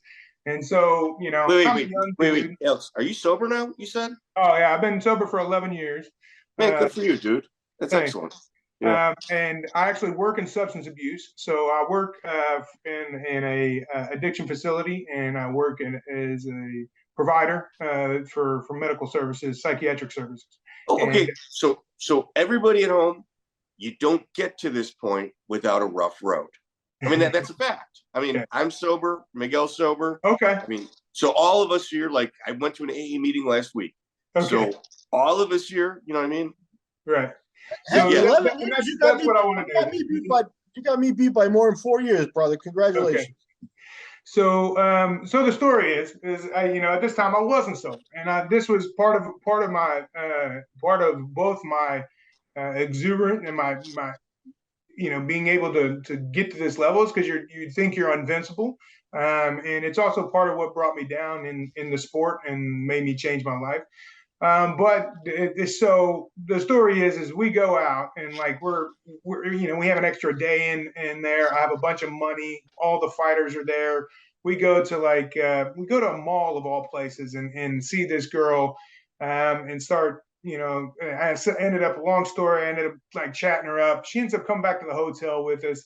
We're going to go out to the club. She's going to take us out to the club. She keeps taking us to these different clubs that we're going to. And when we're going to these clubs, we have these two like Lincoln Town Card, driving us around, all these fighters around, and we're going to these clubs. And we start going to these clubs, and she's like taking us in, and we're going in there, and then like, for whatever reason, I wish I could remember the guy's name. I can't remember the reporter's name, but we were the journalist's name, and we were sitting there, and I was like, "Yo, man, be on the lookout for these girls. I don't trust these girls." And so then he's like, "Hey, man, they're running a scam on us. They keep bringing drinks and sending them back." And so they ended up like charging us a bunch of money, and we left. And I didn't really know that the girl we were with was in on it yet. But she tries to take us to another club. We're like, no, we're not going to this. We don't want to do it. We go to a discotheque. It's kind of not a whole lot of people there when we first get there, but it gets going, and we're having a blast. But in the middle of this, like I'm indulging in some party favors that you might find in South America. And this girl's getting them for me, and I'm out there hanging out and partying, and so she keeps wanting me to leave with her, leave my group, and I'm like, no, I'm not leaving them. I'm not leaving them. But we go to leave the bar, and then they're like, you have this bar tab, and I can't remember what the bar tab was, and like I can't remember the conversion, but it was a huge amount of money for drinks there. Like it was absurd to the point where we didn't even have that much money. And then they like blocked our exit. They had like big bouncer dudes, and the club's going off. There's people all over the place. I'd been dancing with this other girl. She ends up getting like these Americans to come over and come talk with us. They are Marines. They help pay for our drinks because they gave us this huge amount of bill and wouldn't let us leave the bar. So we know something's not up. We leave out of there. I quite don't understand. I just got glimpses of seeing this girl talk to somebody. I knew something wasn't right. But you're drinking, you're partying, you're drunk, you're high. You just don't know, right? You're going on with the night. So we go out. She again tries to get me to leave with her alone. I'm like, no, I'm not doing that. We get back to the hotel. We go to pay for the limo. They give us some outrageous bill. The fighters take off. I'm like, okay, well, I'll do this. So I go up and get the whole wad of money, like $10,000 in my hand. I walk down and pay these guys. So as I do that, the girl was like, well, do you want some more? And I'll just say it was cocaine. She's like, you want some more cocaine? And I was like, yeah, let's do that. She's like, well, these guys can get it for us, but we can't do it here. I'm like, well, I'm not going anywhere with you guys. She's like, no, we're just going to drive over to the parking lot so they can do it away from the cameras in the front door. I'm like, okay, yeah, I'll do that. So I get in the car. She's in the back seat. She's on one side. I'm there. The other driver tries to get in on me and box me in. And I was like, no. So I kick him and I shut the door, and it was an old like Lincoln where the lock recesses underneath, right? And I just grabbed it. And as soon as I grabbed it, the driver tried to lock it, and he pulls off. And I'm holding that lock button up, and so then he pulls off, and the parking garage is one exit, right? So he passes that, and immediately the next thing is a freeway entrance. It was a weird setup for this, but he was going to go right on this thing. Luckily, and I would have been chumped at that point. Luckily, a car comes up and he had to yield, so he had to stop. I jump out of the car, whatever. Somehow, I still let this girl come back to the hotel room with me, right? So we're in the hotel room, we're in the hotel room, and I'm like, man, Tony, watch this girl. Make sure she don't put anything in my luggage. We're getting ready to leave. We're high. We're drunk. We're going to the airport in a couple hours. I give this girl $100, $200, like, just leave me alone. Like, you're dangerous. Get away from me. So this girl leaves, and then we go to the airport. And like I said, that weekend was the same weekend that the plane went down to Brooklyn, like right after 9/11. They didn't know what was going on. They bring me in. They're like, the airport security, they just keep looking at me. And I'm like, when I get in the door, I'm high as a kite, and I'm running, talking. And so then, we have to wait for the plane for an hour. And so I'm sitting there, and then they come up and they're like, the pilots and the security don't believe you should be flying. And I was like, what? It's like, Dad, I'm not staying here. You're not going to keep me in this place. I was like, you got to take me home. I was like, I'm out of here. They're like, you look drunk. And I was like, I am drunk. I don't care. Take me out of here. I want to leave. I'm not staying. And then they walk away. And that's about, like, can you imagine doing that in the middle of an airport? Like, the security, like, I got a black eye, I got blue hair, my knuckles are busted. Like, I mean, I look ridiculous, right? I look crazy as shit. So finally the plane gets there, we board. I'm on the plane, and I get back in my seat, and they come in with like 4 people, and they walk to the back of the plane, and they say, Allan, or they're like, we need to check your bag. And I'm like, check my bag. I was like, I don't care, whatever. And I'm like, in my head, I'm like, man, that crazy woman put some shit in my bag. They're like, no, we need to check your bag. You have to be there. And I'm like, this ain't good. So they take me off the plane, walk me down the steps into the tarmac, into the hangar. there's my bag sitting in this huge hangar. There's a bag in the middle of this hangar and two guards, military police with machine guns standing next to on each side of my back. And I'm like, fuck me. I was like, man, dude, like, that's it. Like, I was like, this is how the story ends. I'm going to die in a Venezuelan jail. Like, this is all there is. There's like, she put something in my bag. I'm screwed. That's it. There's no way to beat this one. So like, I walk up to like, they're like, we open the bag. I'm like, open it. They're like, no, you open it. I was like, all right, whatever. So I open the bag up, right? And when I open the bag up, like I pull it, I open it up as much as it can be. And in the middle of my bag, I just taken the championship belt. In the bag. Didn't think anything of it. And so then they open that up. They see this giant, and all they were seeing, was this giant thing in my bag. And so they open it up and they're like, oh, Valley Judo, champion, and they're like talking. They're like, oh, this was the guy that the guards are laughing, they're joking. They're like, oh yeah, Azul, talking about my blue hair and stuff. They had heard me on the radio, and I beat all the Brazilians, and like the Venezuelans love me because I beat all these Brazilians, and they hate the Brazilians. So they were like, I was like, just like unbelievable. Like that's all it was. Like that was setting them off. They were seeing that through the metal detector, and it was like looked like I had some giant thing. They thought I was gonna do something crazy to the plane. So then they take me back and throw me on the plane, and that was the that was the story. Oh my God. Yeah. That's called like Locked Up Abroad. You were right there. Yeah, that's I like that show. It sometimes it strikes a little too close. Like, oh my God, that could have been me. Like that could have been me dying in a Venezuelan jail. So, well, you get that into Brazilian Killer, and on December 23rd, 2001, Pride 18, on 2 weeks' notice, they throw you up against Allan Goes. How does the fight come about? Were you concerned about the lack of time to prepare for it? Yeah. I mean, here's the thing: is like at that time, I just thought I was invincible, so it wasn't. Like I think I had a total. I think it was like 3 weeks. I had enough time to. Well, maybe it was only 2 weeks. I flew out to. I'd been partying that whole time from Venezuela. I think I almost blew the entire thing. The amount of money that I had, I partied the entire time. So for about 2.5 weeks, I partied, and then they called me for this, and I was like, all right. Yeah, let's do it. And they basically told me, like, if you don't do it now, you're not getting it again. And so I was like, well, this is it. So, I went out to Utah. My Muay Thai trainer, Taka Sim, who's now my father-in-law, he moved to Utah. I followed him out to Utah and ended up training with him for like, I don't know. I had called him before, and I was like, hey, man, they're giving me 10 days to train. Do you think that's enough time? He's like, are you in shape? I was like, yeah, I'm in shape. So I got out there and he was like, you're not in shape. You lied to me. I was like, yeah, but he trained me hard in the altitude, and I got enough that I was able to run gas for, 16 or 17 minutes or whatever that fight was. Well, what go is you had Tom Erickson and Jeremy Bolt in your corner. And like he had you in a couple tight submissions. So, I mean, he locked them on. Like the one behind my arm, like I still have shoulder issues from him because I caught him and Little Nog both hit that same arm in the same.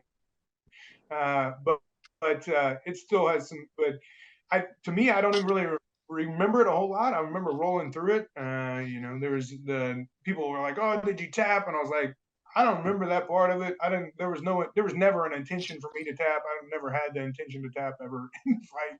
And so, yeah, he got some tough, but really it was only the one that was the only thing. It was the arm that went behind my neck. That one was tough. The arm bar was pretty just kind of rudimentary. He put his foot in the wrong position. It was an easy spin and way out. But the one was tough.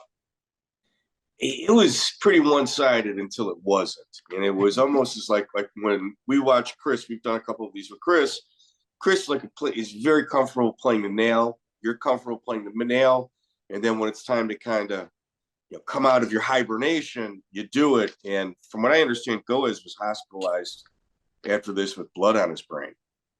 Yeah, and that I mean, I'm pretty sure he ended his career. I think he did come back one time, but it really wasn't supposed to. My statement is I'm not sure that he probably because you remember the fight before this, he fought Coleman in the tournament, right? And he took knee after knee. I would be really surprised if that's not what did this. And then he had a like maybe that happened in that fight because I hit him with some good knees, but nothing like I mean not what Coleman did to him. And so I think if it wasn't, it was that close, and so I just kind of exacerbated an underlying condition.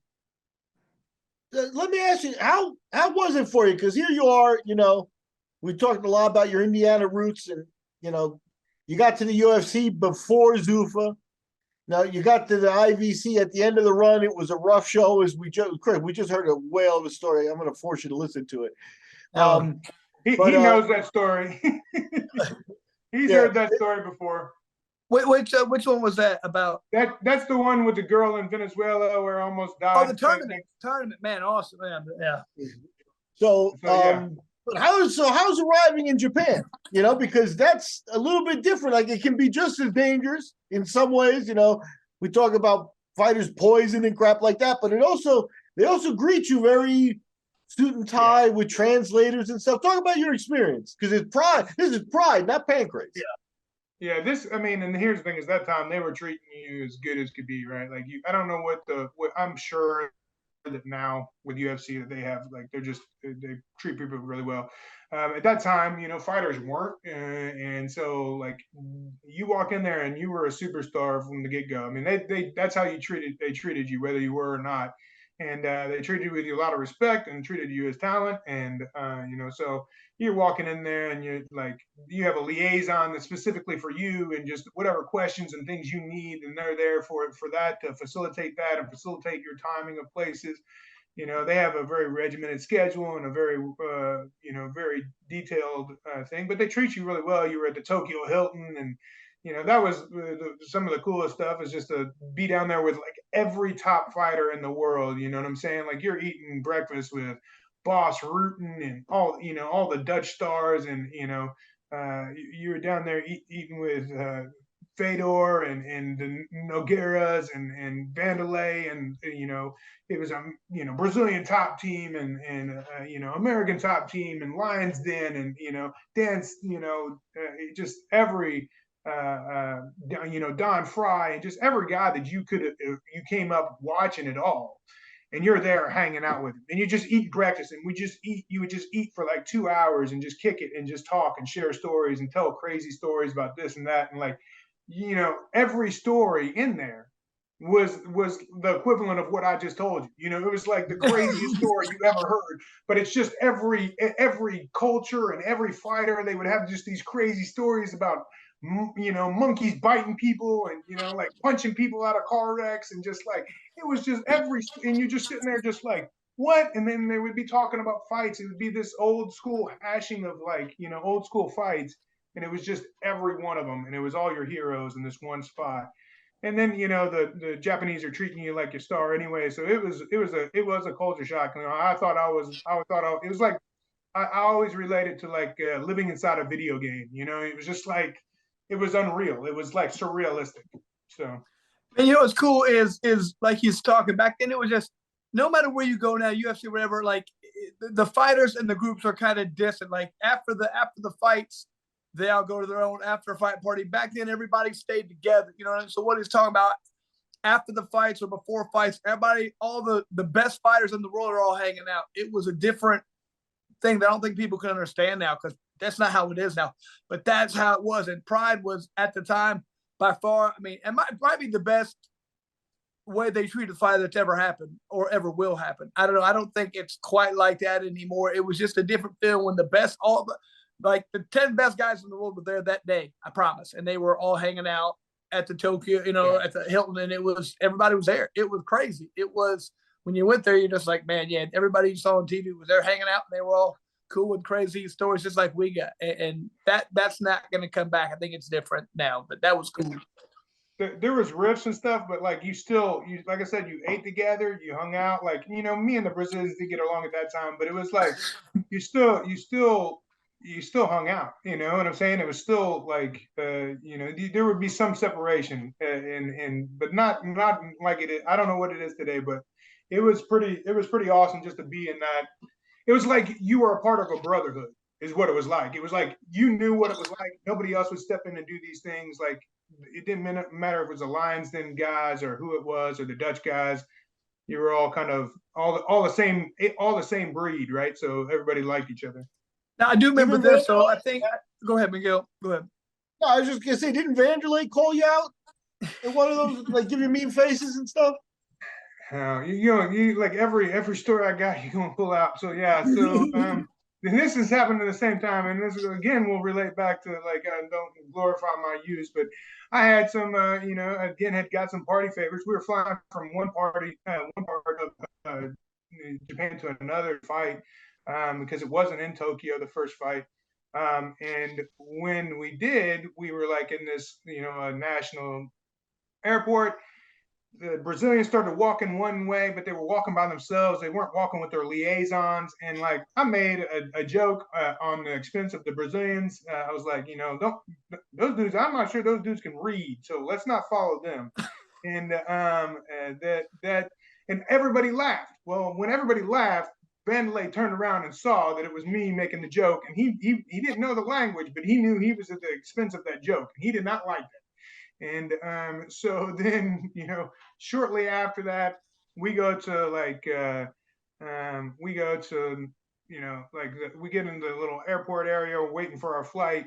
I'm on that flight with them. Like, we're sitting there waiting, and like, everybody had kind of walked away. I was sitting there with Big Daddy Goodrich and Erickson.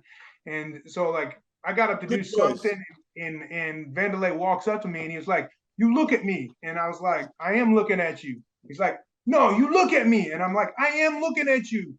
Meanwhile, I got, you know, stuff in my pocket that I shouldn't have in a Tokyo airport. He's like, "You look at me." And I'm like, man, all I can think about was like, I'm probably going to go to jail over this shit. But I was like, this is one hell of a story. I was like, but he's like, "You look at me. I am looking at you." What he's saying is, you looked at me. And I didn't get that. But he's balling his fist up and we're ready to rock. His whole group is right there. Like, all of you know, Shootbox is sitting there. All of Shootbox is sitting there. Like, I mean, a foot from me. I was like, this is not going to go well. I got Jeremy Bolt over there on my back right there. He's like 5'2", 130 pounds. I got versus me Shootbox. I was like, this is not going to go good. But yeah, so that's how that started. Then after that, it was like, then I became the Brazilian Killer, just kind of to thumb my nose at him and even more. Hey, I remember too, the next time I went over to Pride with you, they put me in your room right there, and on the left of him was Wanderlei, on the right I think was like Shogun or something. Like, they sandwiched our rooms in between, so every time we went to our rooms, those guys have to walk right past us. Like, they did that shit on purpose, man. They were just trying to cause a fight. I could tell, man. I thought were you and me in the same room, or were you with I think they separated. Like, I thought I was in I can't remember. I felt like I was on my own. And my room. Yeah, you had your own room. I had my own room. I was in, but they had the Brazilians like around, surrounding us. Right. Like, man, they're trying to cause a fight here. Every time we come out, they open the door. They're like Wanderlei standing. I'm like, yeah. There was like this little bend in the hallway, and they put Chris on one side of the bend, and then they put the Shootbox guys all around me, and then put me in the middle of that mix. It was a problem, man. They were trying to cause a problem. I came out of the room with taped up. There was multiple times I would leave my hands taped after practice and have a mouthpiece in my pocket just in case something popped off. I was like, hey, here we go. Wow. Well, I'm assuming that was the Wanderlei Silva or the Walid Ishmail fight. That was February 24, 2002. I know you had kind of left Indianapolis at that time and had trained with Bas Rutten for a little bit.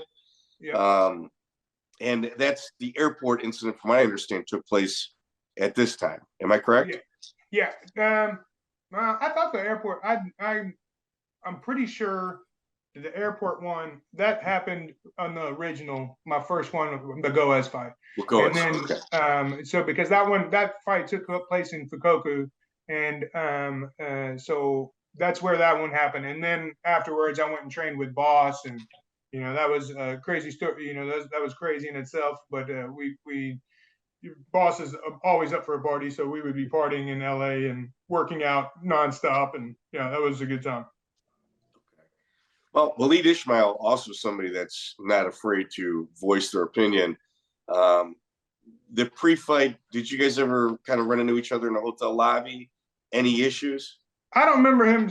I remember just talking crap on the pre-fight game stuff, but he was just, Walid just was, he's still managing people and stuff. He's a smart business guy, but that's, he just ran his mouth. I can't remember, just during the pre-fight stuff. I don't remember I don't specifically remember anything happening in the lobby or anything, but he could have. I don't remember.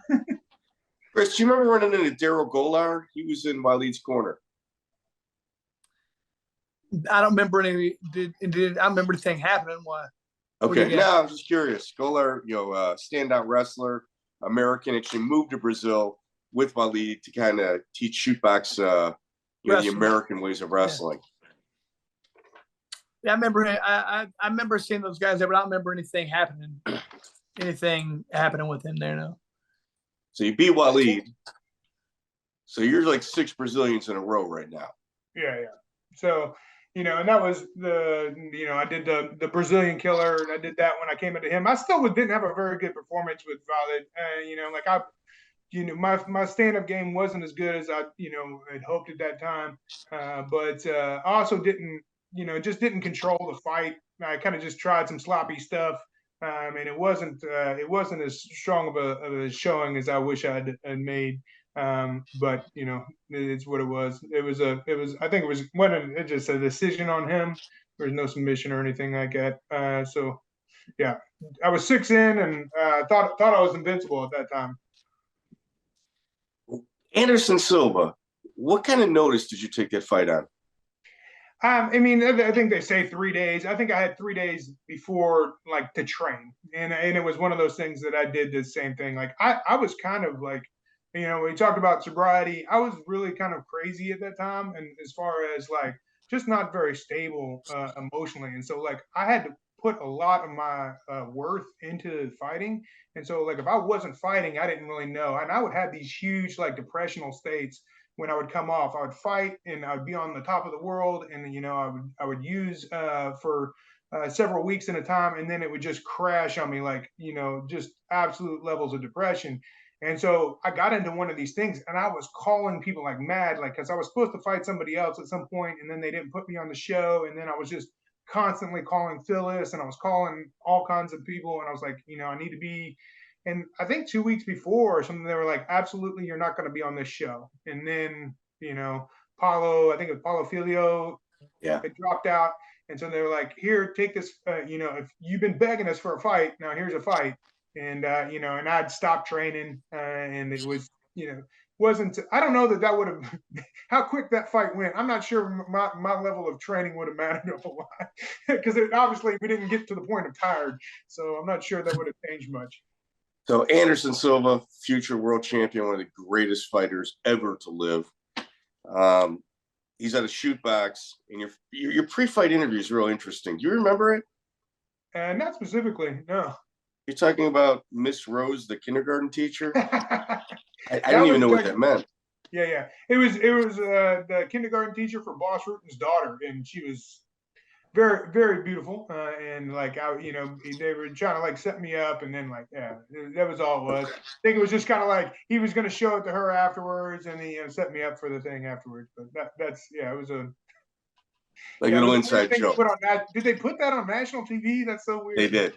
They didn't edit that out. It's crazy. Yeah, no, they did not. And with Anderson Silva, he lands a kick to the face. You actually caught it and take him down with it. Yeah. And it seemed like you're recovering, and then they stop it because of the cut. Yeah, so here's the thing: is they're like, oh, you caught that kick, and you're going. I was throwing a right hand. That's how slow I actually was. It was I was throwing a right hand. He was so fast to kick me at the same time. My right hand was already coming. It looked like some big treetop. That was just a right hand that was coming. He caught me so quick that it came down, and it looked like, oh, I recovered. I was spinning and get on top, but as soon as we hit the ground, he had white shorts on. They went red. I was like, that's not a good sign. Better try and finish this thing fast. They stopped it. It was obvious. I think I took 18 stitches, nine maybe internally. So. Well, you also took your trunks off. Yeah. They had Brazilian killer written on them. Yeah. So, I mean, I think we had talked about, just being unstable for that emotionally. And I think when I'd done that, I did this big brash thing and did this. And I was like, man, dude, this dude just bested me. Like, I'm not going to sit here and walk around with this stuff and, claim this moniker. If the guy beats me, he beats me, man. He just took it, right? It's just like, you don't get to keep the title when somebody beats you, man. If you're going to, whether that's a ring belt or a moniker you gave yourself, he took it, man. So I gave it to him. Now, Alex, I remember talking to you about, when you moved away and you started training all the time. I know you're talking about the highs and the lows and everything, the extreme highs and the extreme lows. I remember one point you tell me, man, this used to be a lot of fun. Now this isn't as much fun. It's like a job. I mean, can you talk about that? Or just feel like how things changed for you mentally? Because the highs got higher, lows got lower. It just seemed like a different state of mind when this was your job.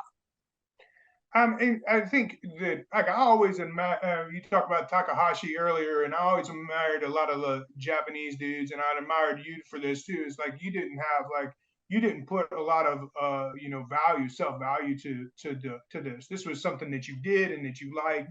For me, this was like, I'd always kind of been second best my whole life, and this was like my thing to like kind of prove people like, hey, no, I'm good. I'm this good. I'm great.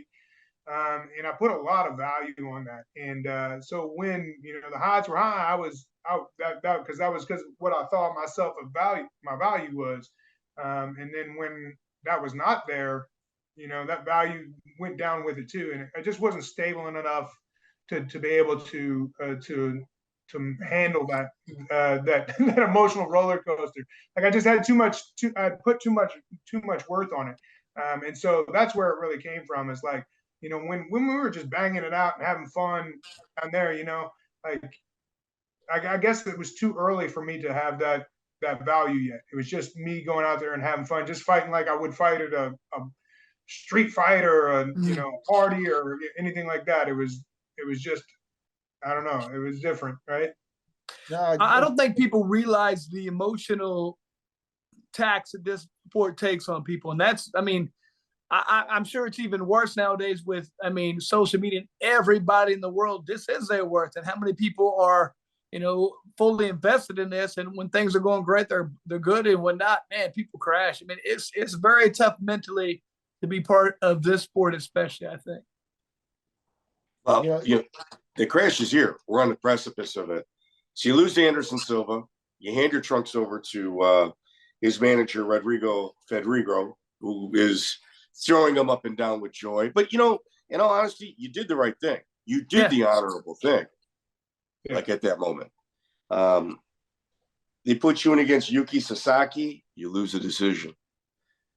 You fight Marvin Eastman on Jamie Levine's show, you get knocked out. And then Akira Shoji, who we talked about earlier, you lose a split decision. You lose 4 in a row. Yeah. Like you were on this incredible wave, and then boom, people either, started kind of figuring you out. Yeah. So, one is like you would get thrown into these fights, but Phyllis's management style was like just throw you into anything, and that was great when you weren't anybody. But when you had a name, then they were trying to pay you for everything. The Pancrase deal was like, Chris will tell you, those decisions are those decisions. I wish and I've seen that fight, and somebody was like, oh, it's a rare Alex Stiebling fight. Somebody showed it to me the other day, like somebody from work was like, oh, look at this. And I was like, that's the edited version because it's 9 minutes and the fight was 15 minutes. And I stomped the dude out for 15 minutes, but they edited it and make it look like that's who won the fight. And they didn't show me knock the guy out and the guy go into the ring ropes and they stop the fight and let the guy recover and then restart the fight. They don't show me stomping on the guy on top of him, stuffing every takedown he has. Like, I mean, it was like, and so, but that's what it was, and if you don't finish the fight, that's, you know, when you walk in there that like if you're not going to finish it, then that's a possibility, a strong possibility that happened. I maybe not agreed with the Shoji fight, but that certainly was a much closer fight, and you could obviously make an argument that he won the fight. You could say that's true. But Marvin, obviously, he knocked me out. And then who was the other? There was 4 in a row. Who was the other? Well, wait, did Jamie Levine, did you have any issues with Jamie Levine, the promoter for WEF? No, not specifically. No, and I didn't really work. There was another guy that I can't remember his name, that was a promoter that I usually work with from WEF. But no, I didn't have any specific problems with them. They would try and put me with fights, and sometimes I was like yay or nay, but I can't remember specifically who it was. But I feel like there was 4 fights that I lost there. I forgot one of them. I don't remember who it was. Anderson. Oh yeah, Anderson was one of them, right? Yeah, that was one of the. So. Yeah. So 2 of them were obvious. 2 of them were maybe not, but at the same time, I was really, like I said, it was what it was. Yeah, it was. People started to figure out, hey, he's not just this or that, and like if you stay on him, he can get points. Yeah. Now, I know you've been very, very honest and forthcoming. We love that. I appreciate it very much. You don't want to talk, but here you may really be in a dark spot because you mentioned, you get IVC money, you got $10,000, you blew it in a couple of weeks partying, right? Yeah. Now, the bump in money to Pride is good, but not that great. You could blow that in a couple of months. You know what I mean? And is that the cycle you were in? Yeah, and I was, and not only that, but like right after the Anderson fight, I caused like a 6-car wreck in Utah. I ran from the police. I ended up in jail. Like I had to use my money for that. I was in this, I started dating my trainer's daughter, but behind his back. She was 19 years old. I was like 25 at the time, so like I was not stable mentally, and so you can see that reflected. I don't know, like I think I was just a tough dude, you know what I'm saying? And you're talking about you're starting to get to such high level athletes. Anderson Silva, one of the best athletes out there, and then so you kind of start to run into where tough's not enough, you know what I'm saying? And that's I think some of what you saw was tough's not enough, and some of what you saw was part of that emotional makeup that was occurring. Well, they fly out to Helsinki thinking that like it's easy pickings, and you got Mikko Rupponen, who's 10-0-2, and man, that's an interesting fight. Like you went into an absolute setup, you choke the guy unconscious, the referee refuses to stop it, the bell rings, and the guy's just like laying out as you walk back to your corner, and you're still not sure that they're going to raise your hand. Yeah. So we went in there and like it was a trip. Like the whole thing was a trip. Like like my buddy, he I didn't know. Like my boxing coach went with me. It's the first time he had gone with me, and then he was pointing out. I was like, see how these dudes are dressed? That's like absolute like some the crowd was like he pointed out like looked like neo-Nazis. Now, not the majority, not all of them, you know what I'm saying? And I made this statement before, and like some of the people in Finland got upset. And I don't mean that everybody there, but there was a large group of that, and I'm not sure that they were neo-Nazis, but they had their heads shaved and were dressed in a style that I didn't even know it, but my boxing coach identified as that. And so this thing went off. I somehow, like you said, like people started to figure you out. Somehow he didn't figure out that I was a wrestler, or didn't do enough. His manager didn't do enough background check to find out that I wrestled in college, because he was mostly a grappler, and he, like they thought I was going to stand up. And so like I went out there and like I think I started training with Horn at the time, and he was like, "Man, you need to go back to getting some wrestling in there and getting control of the fights." And so I went out there and I like shot a low takedown. I started controlling them, and I ended up triangle. I'd been working on my jiu-jitsu a little bit more. I triangle choked him unconscious, and like I'm walking back. I'm like, the dude's unconscious. You got to stop that. And the ref just wasn't doing it. They tried to wake him up. They tried to get him to go fight again, but he was out long enough that they couldn't. my boxing coach, he's trying to cut my gloves off. And I'm like, dude, don't cut my gloves off. They're going to make me go out there and finish this fight. He's like, no, we're done. He's like, you see these guys over here? They're coming for you. All right, whatever, man. We cut the gloves. I don't even know if I got my hand raised. I just like ran out of the ring again. Yeah, no, I can attest to some of what you said. Like, first of all, Finland, it's just facts. They're all white, right? And they're all light-skinned whites, Now you had muscles, no shirt, suspenders, camouflage pants, and boots. Hey, what does it look like, So I told her, and that Finn fight show, I believe, is maybe the last show on Earth where they had headbutts. That was an all-out NHB ruled show. I don't know that it was at that time when I fought him, but the other aspect was like Mikko ended up coming and training with me. Like I loved Mikko, and Mikko stayed with me for like 6 months or a year, and he was a good dude, and his manager was a good dude too. They weren't like, I don't want to portray them as being in some level of, they weren't. They absolutely weren't. I think there was just a sector of the crowd that maybe looked like that. And you're right. Maybe it could just be a fashion that like didn't cross from. It might mean one thing in the States and one thing in Finland. So yeah. Yeah, you're playing in the background. Yeah, you're the second person. We David Binkelden, and he said the exact same thing. He's like, no, man, it's different. It's different. So, well, one of my favorite promoters, Randy Greenman from the Really Shoot Fighting. You fought St. Louis standout Mike Rogers, who's got a phenomenal school still today. January 2nd, 2004. That was a hell of a card. You had Chris versus Spratt, yourself versus Mike Rogers. And again, that was one of the things that I've been working with Jeremy, and he was just like, man, just wrestle, go out there and do what you do and do this part of it. And then once you get yourself reestablished in that part of the game, because I was reeling. I was just barely winning. It had been so long since I'd been winning fights. You go almost a year without wins, and then I got the win with Mikko, but I was trying to get back in some big shows and get bigger money. And I didn't have the firefighter gig to fall back on like Chris did. So I was hustling it to make my my couple thousand on a fight and survive until the next fight. Yeah, it was kind of a really slow fight. Just took him down, wrestled him. Wasn't a lot of explosion to it, but just trying to get some semblance of victory back underneath me. Did you get the phone calls when he turned up missing, the promoter? What happened?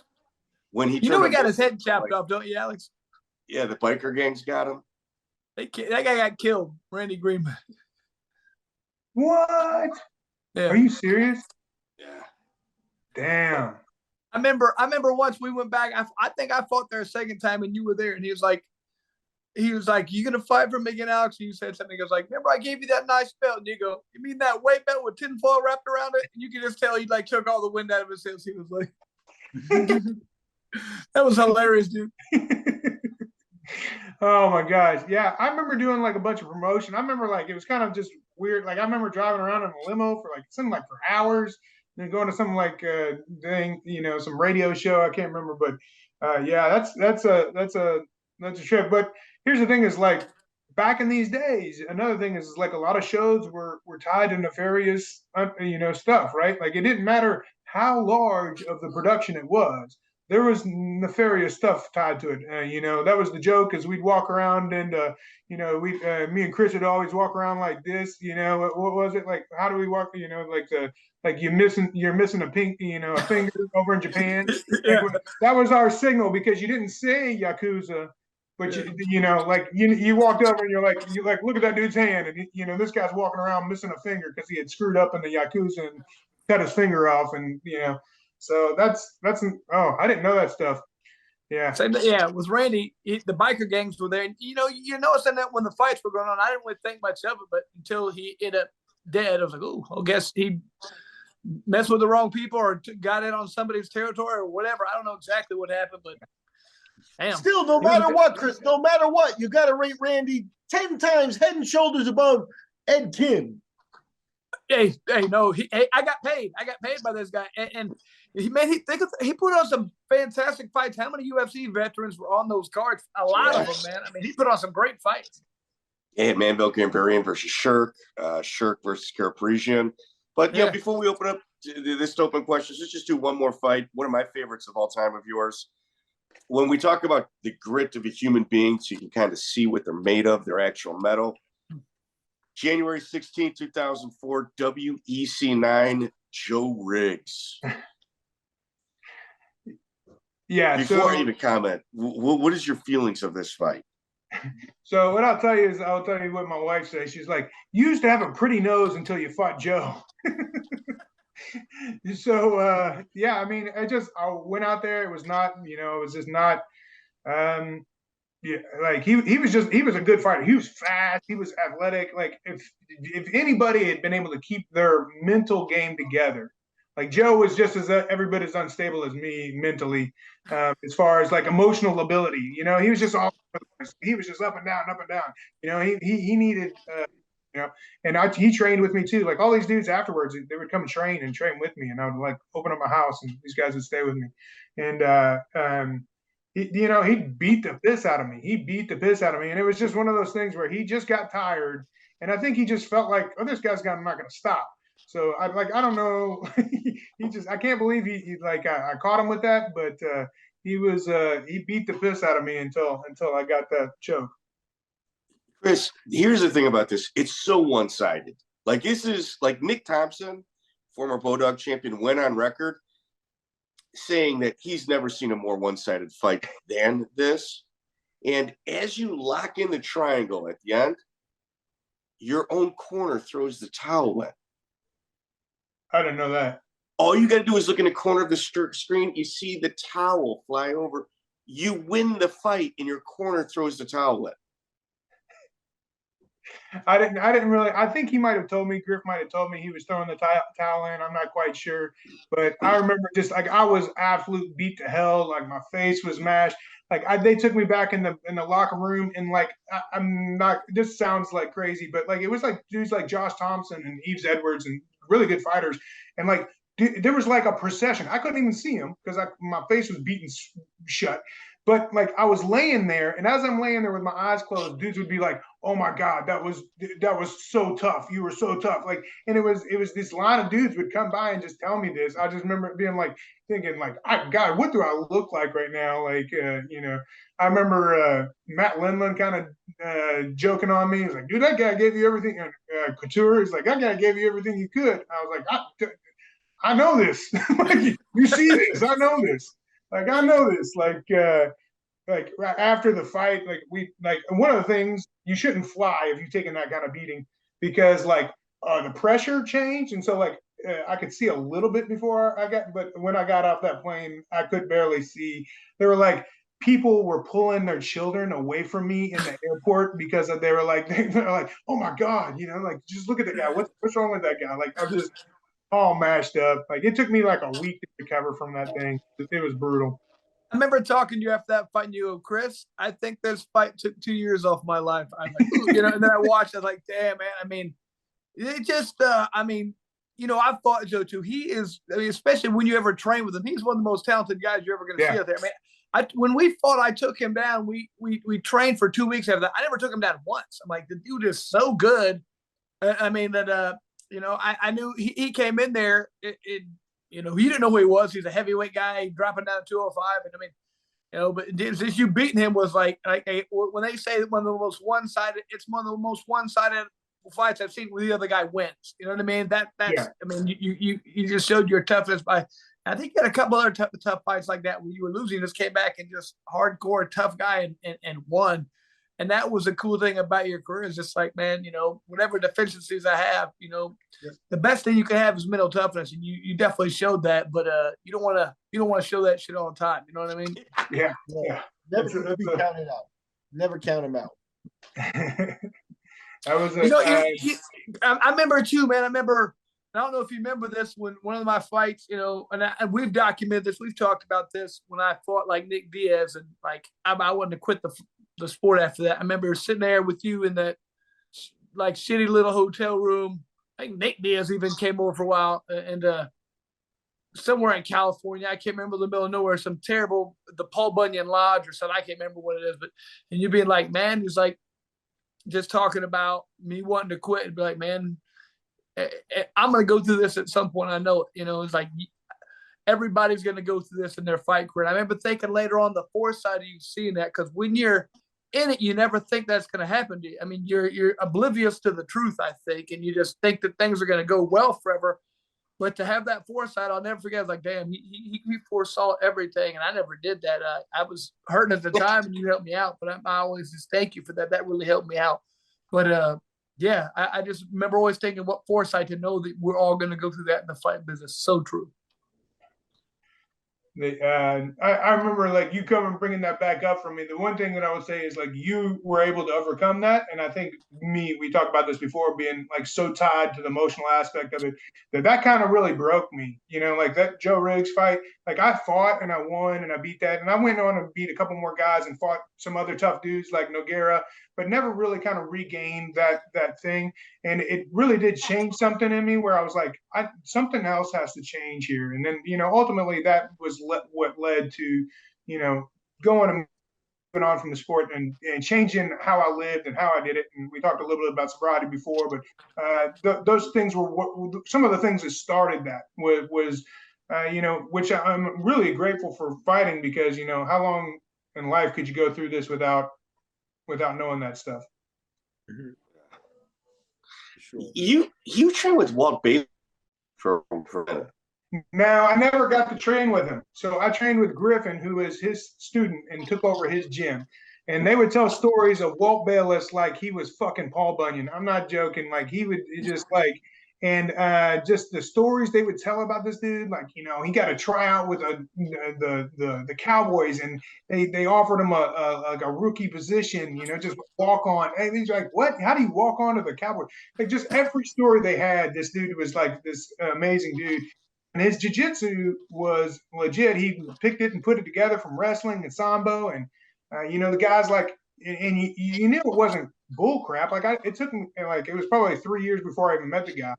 But like then they would talk to Dan Henderson. He'd be like, "Well, why don't you go train with Walt?" Like he knew him. Like dudes in the top like Olympic tiers, they knew who this dude was because he was legit. But he was one of those dudes, just like he was always in the like in the background. Never really got to. Never went out there and did it. Competed it. I think he had a different level of motivation in life than we did. So, but yeah, that's wild. He may have the world's most expensive black belt. He only did privates with Pedro Sauer to get it. Jesus. No, well, so I don't know what the backstory of that is. I don't know any of that. What I do know is that like this dude came up and was like a standout wrestler in Southern California.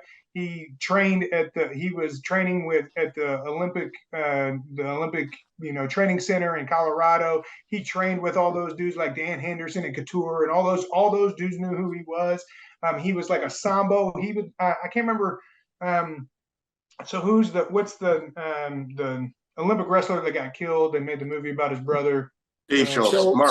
Mark Schultz was out there. They would tell stories about how he would best Mark Schultz in the room. Like, I mean, just crazy stuff. So I don't know I don't know what part of that story is real. You never really know what the Walt Bayless stories, what is real. But I mean, these dudes, like the guys that talk about it, they're not liars. They're not like, and they're talking about this dude like he's got crazy stories. But yeah. You also trained with Joe Riggs when he was working out at Roland Saria's gym, like Brasa Top Team. So how that happened is almost like, I mean, it was crazy, because I did this. Mikko came over and trained with me. Japanese dudes would come over and train with me. I had like this kind of like international fight house. It was like in this house was like a broke down place. It was crazy. It was like, people called it Paper Street because it was just like you like I wouldn't have hot water. Like I wouldn't be able to pay my water bill. So like you wouldn't get hot water. You'd have to take a cold shower in there, and Mikko came over, and Joe, he came over and stayed for a while. The accommodations weren't to his liking, so he stayed somewhere else, but he trained with us. And then, he came up and trained, and then like he was training with Horn for a while. So he trained with us for maybe like 1 or 2 fights. He ended up training with us right before Chris's fight. And then he went and trained with Horn for a number of times, but then he was fighting Franklin and those kind of things and Hughes, so they separated. And what about Justin Ellison? He was one of those. Justin Ellison, I'm pretty sure, was one of the Walt Bayless guys. And I don't remember him really being much of a like anything outside of like a regional fighter. But he trained with. He was a good jiu-jitsu guy. One of those guys that like just wasn't like didn't make big name fights or anything like that. But he was a really good jiu-jitsu guy. He ended up being really close with Horn and training with him for a number of years. It seemed like you wanted to give a shout out. You mentioned you forgot his name a couple of times. The reporter in Venezuela that helped you out. I'm gonna take a reach here. Was it Aaron Creasy? It was. I love that dude. I love that. He actually ended up fighting on one of Hume's cards up in. He never had fought before, and he went out there and he just got in the ring and fought like a fight up at Hume's fight. Just so he could be one of, he could say that he did it and be a part of it. I mean, he fought he was like a pretty good little wrestler, man. So, and he had trained, so he went out there and just saw what he could do, and he won the fight. I remember that being a big celebration. I love that dude. He was a good dude, man. What was it like? Yeah, working with Matt Hume and Josh Barnett. What was that crew like? And then I'm done. It was really because McDonald was up there from K1, Maurice was there, and it was kind of like those heyday things. And Chris has talked about it. It's like you would go to a gym and it was okay to like just pick up and go to Bas Rutten's gym, and like I would go to Couture's gym and train for 3 weeks, and I would go to Hume's gym, and like if you had a fight coming up, I went and trained. That might have been a mistake because I went and trained with all these dudes, and then you fight one of their guys and they know the end on how to beat you. But it still was cool. A cool aspect. I loved Barnett. He was a really good dude, man. We kind of really got along. I got along with Ivan Salveri. I talked to those dudes for years, but they were really good human beings. Chris, man, Alex, just awesome to get to talk to you, man. One thing I've always been super proud of the fact that most people, when they get in this fight game, they don't get out, man. It just becomes a black hole and sucks people in. But I mean, you've done great things since going back to school, and I mean, just killed it, man. I'm very happy for you and proud of what you've been able to do. I know, especially looking back for 1999, a lot of people look at us, they would have never thought we would actually have any kind of positive thing in our life, maybe some kind of jail sentence or something. But I mean, working at a bar as a bouncer right now, so I think we proved a lot of people wrong. Really happy to have you on here, and just hope people can understand. Go back and watch some of your fights and understand. I mean, I don't think you're going to ever see the level of mental toughness and like determination that you've showed out there. It's awesome. I mean, I look at a lot of times, there's so many fighters who are bullies, they're front runners, they're so athletic, so good, but they don't like getting hit. They're just if something goes wrong, they mentally break.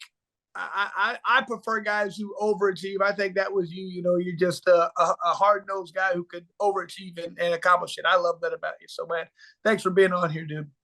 Well, I appreciate it. And that was actually when I did worse was when I was supposed to win, right? Like, if you gave me no shot, then I was gonna kill it. You know what I'm saying? But yeah. So, but I do appreciate it. I love this.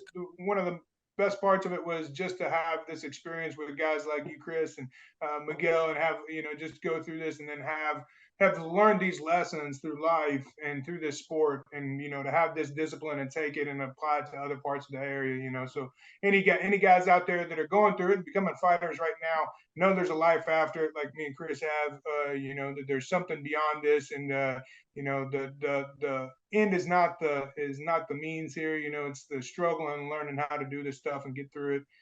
That's what ends up being the most important aspect of it. Agreed, man. Chris, hey man, let's on the head, man. Yeah, Alex, we're not that far. We're getting together here soon. I ain't kidding, man.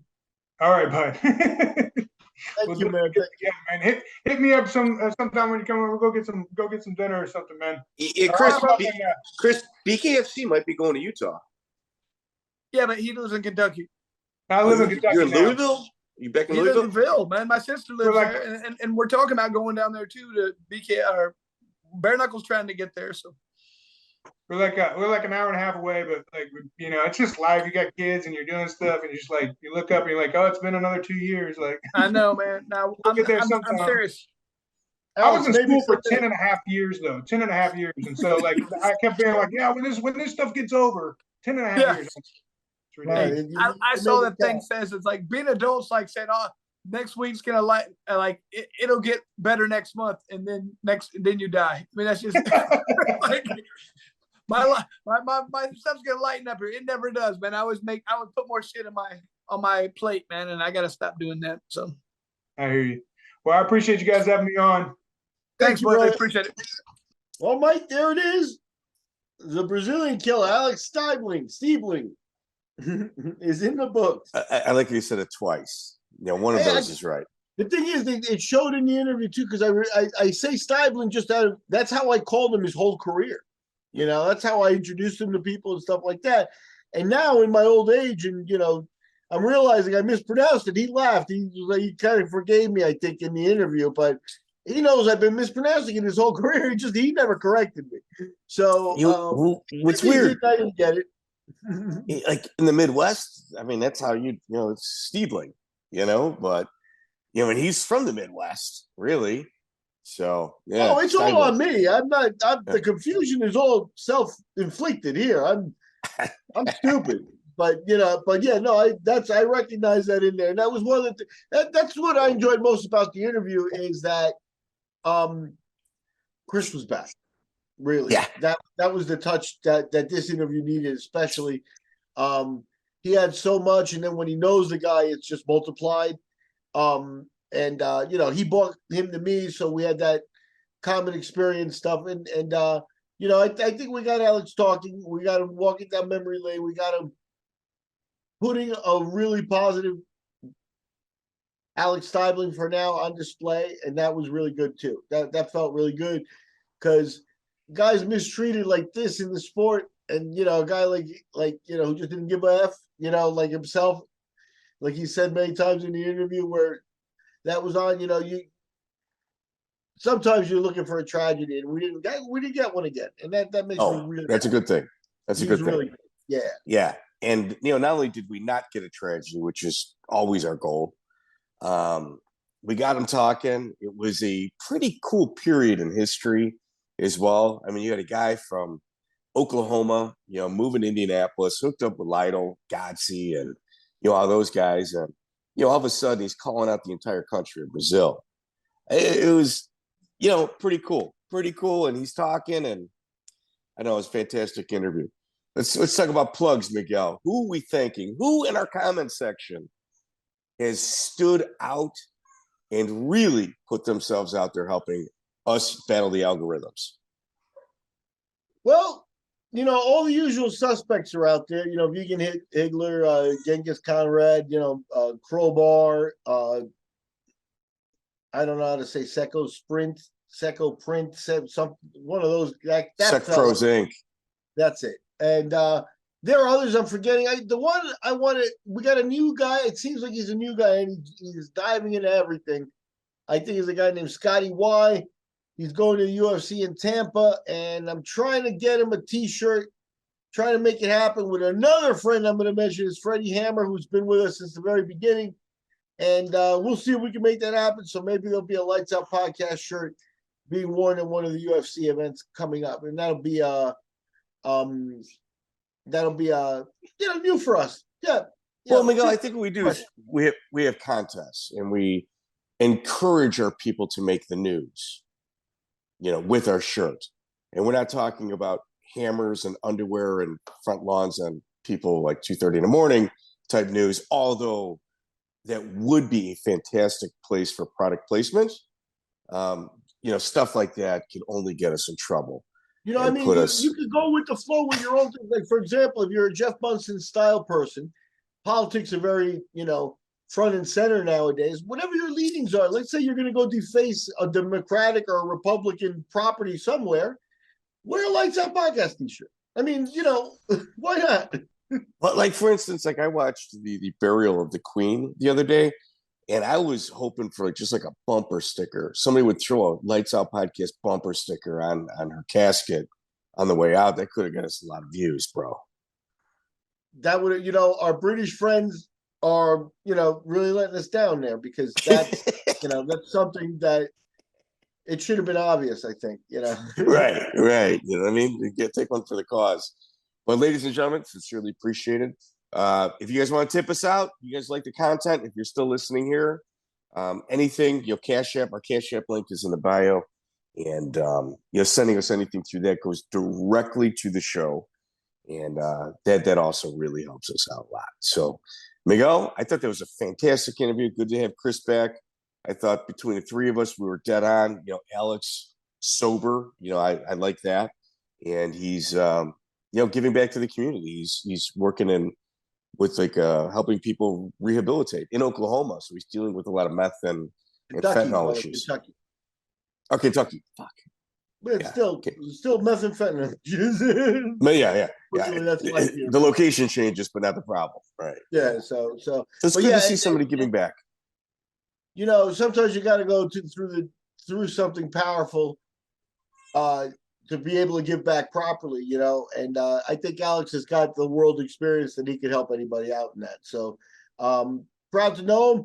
He said his wife, his girlfriend, now wife, mentioned after the Joe Riggs fight he wasn't as pretty because his nose was messed up, but he still got it together. He still looks pretty good, damn good for a retired fighter. So good for Alex. I think we're due for a return of Riggs too, I might add.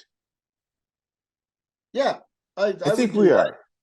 We did his UFC career. Right. We really, I feel like we missed the whole early craziness.